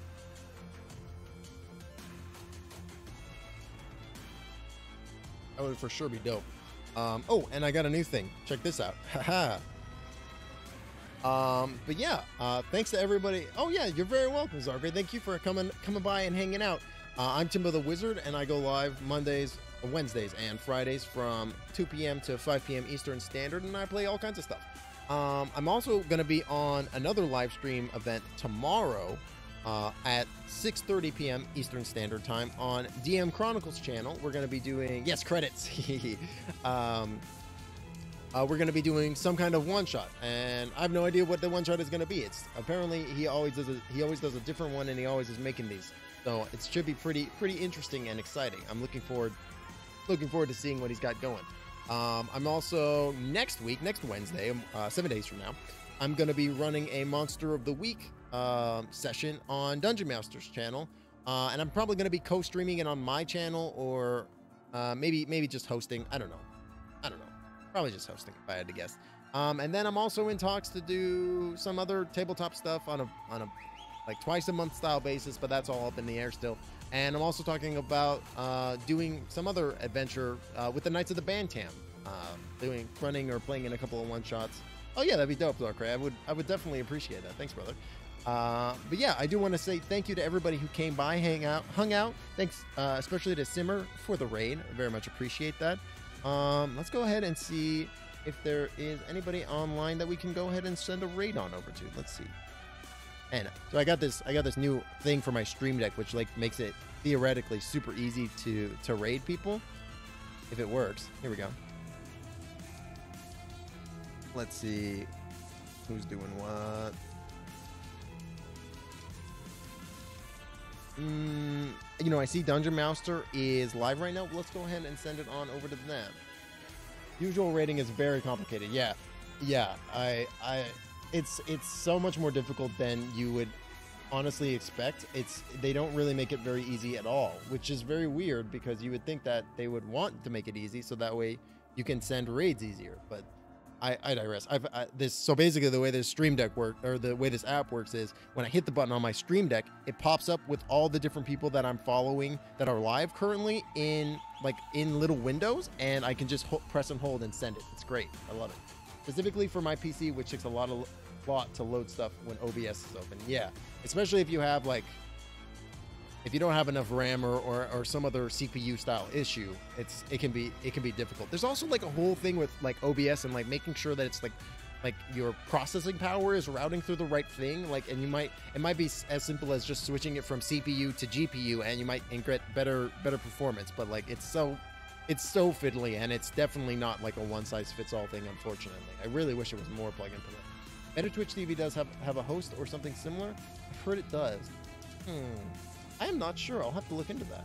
It's already on the best setting, sadly. Yeah, exactly. And then it just gets to a point where it's like, well, I've already got the best way that it's set up, possibly, and I can't go and download more RAM, so I don't know. But again, I do want to say thanks to everybody for coming by, hanging out. Oh, hey, well, just at the end, but I appreciate you stopping by and saying hello. How are you doing today? I hope you're doing well.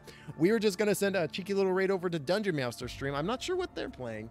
What are they playing? Oh, they're playing Spiritfarer, a very cute kind of management style game, which I have not played personally, but I have heard incredible rave things about.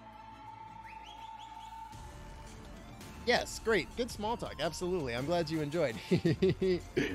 Oh, AOL, did you see that, not to put you on blast, but did you see that thing that I posted in Sloop's Discord about, like, that one, like, vaporware style game? Because I saw it and I was like, oh my god, I feel like this will, like, resonate with AOL. Because I was like, it's got, like, that classic kind of internet style vibe, and I was like, I feel like, oh yeah, go take a look. I think you'll dig it. I think you'll dig it.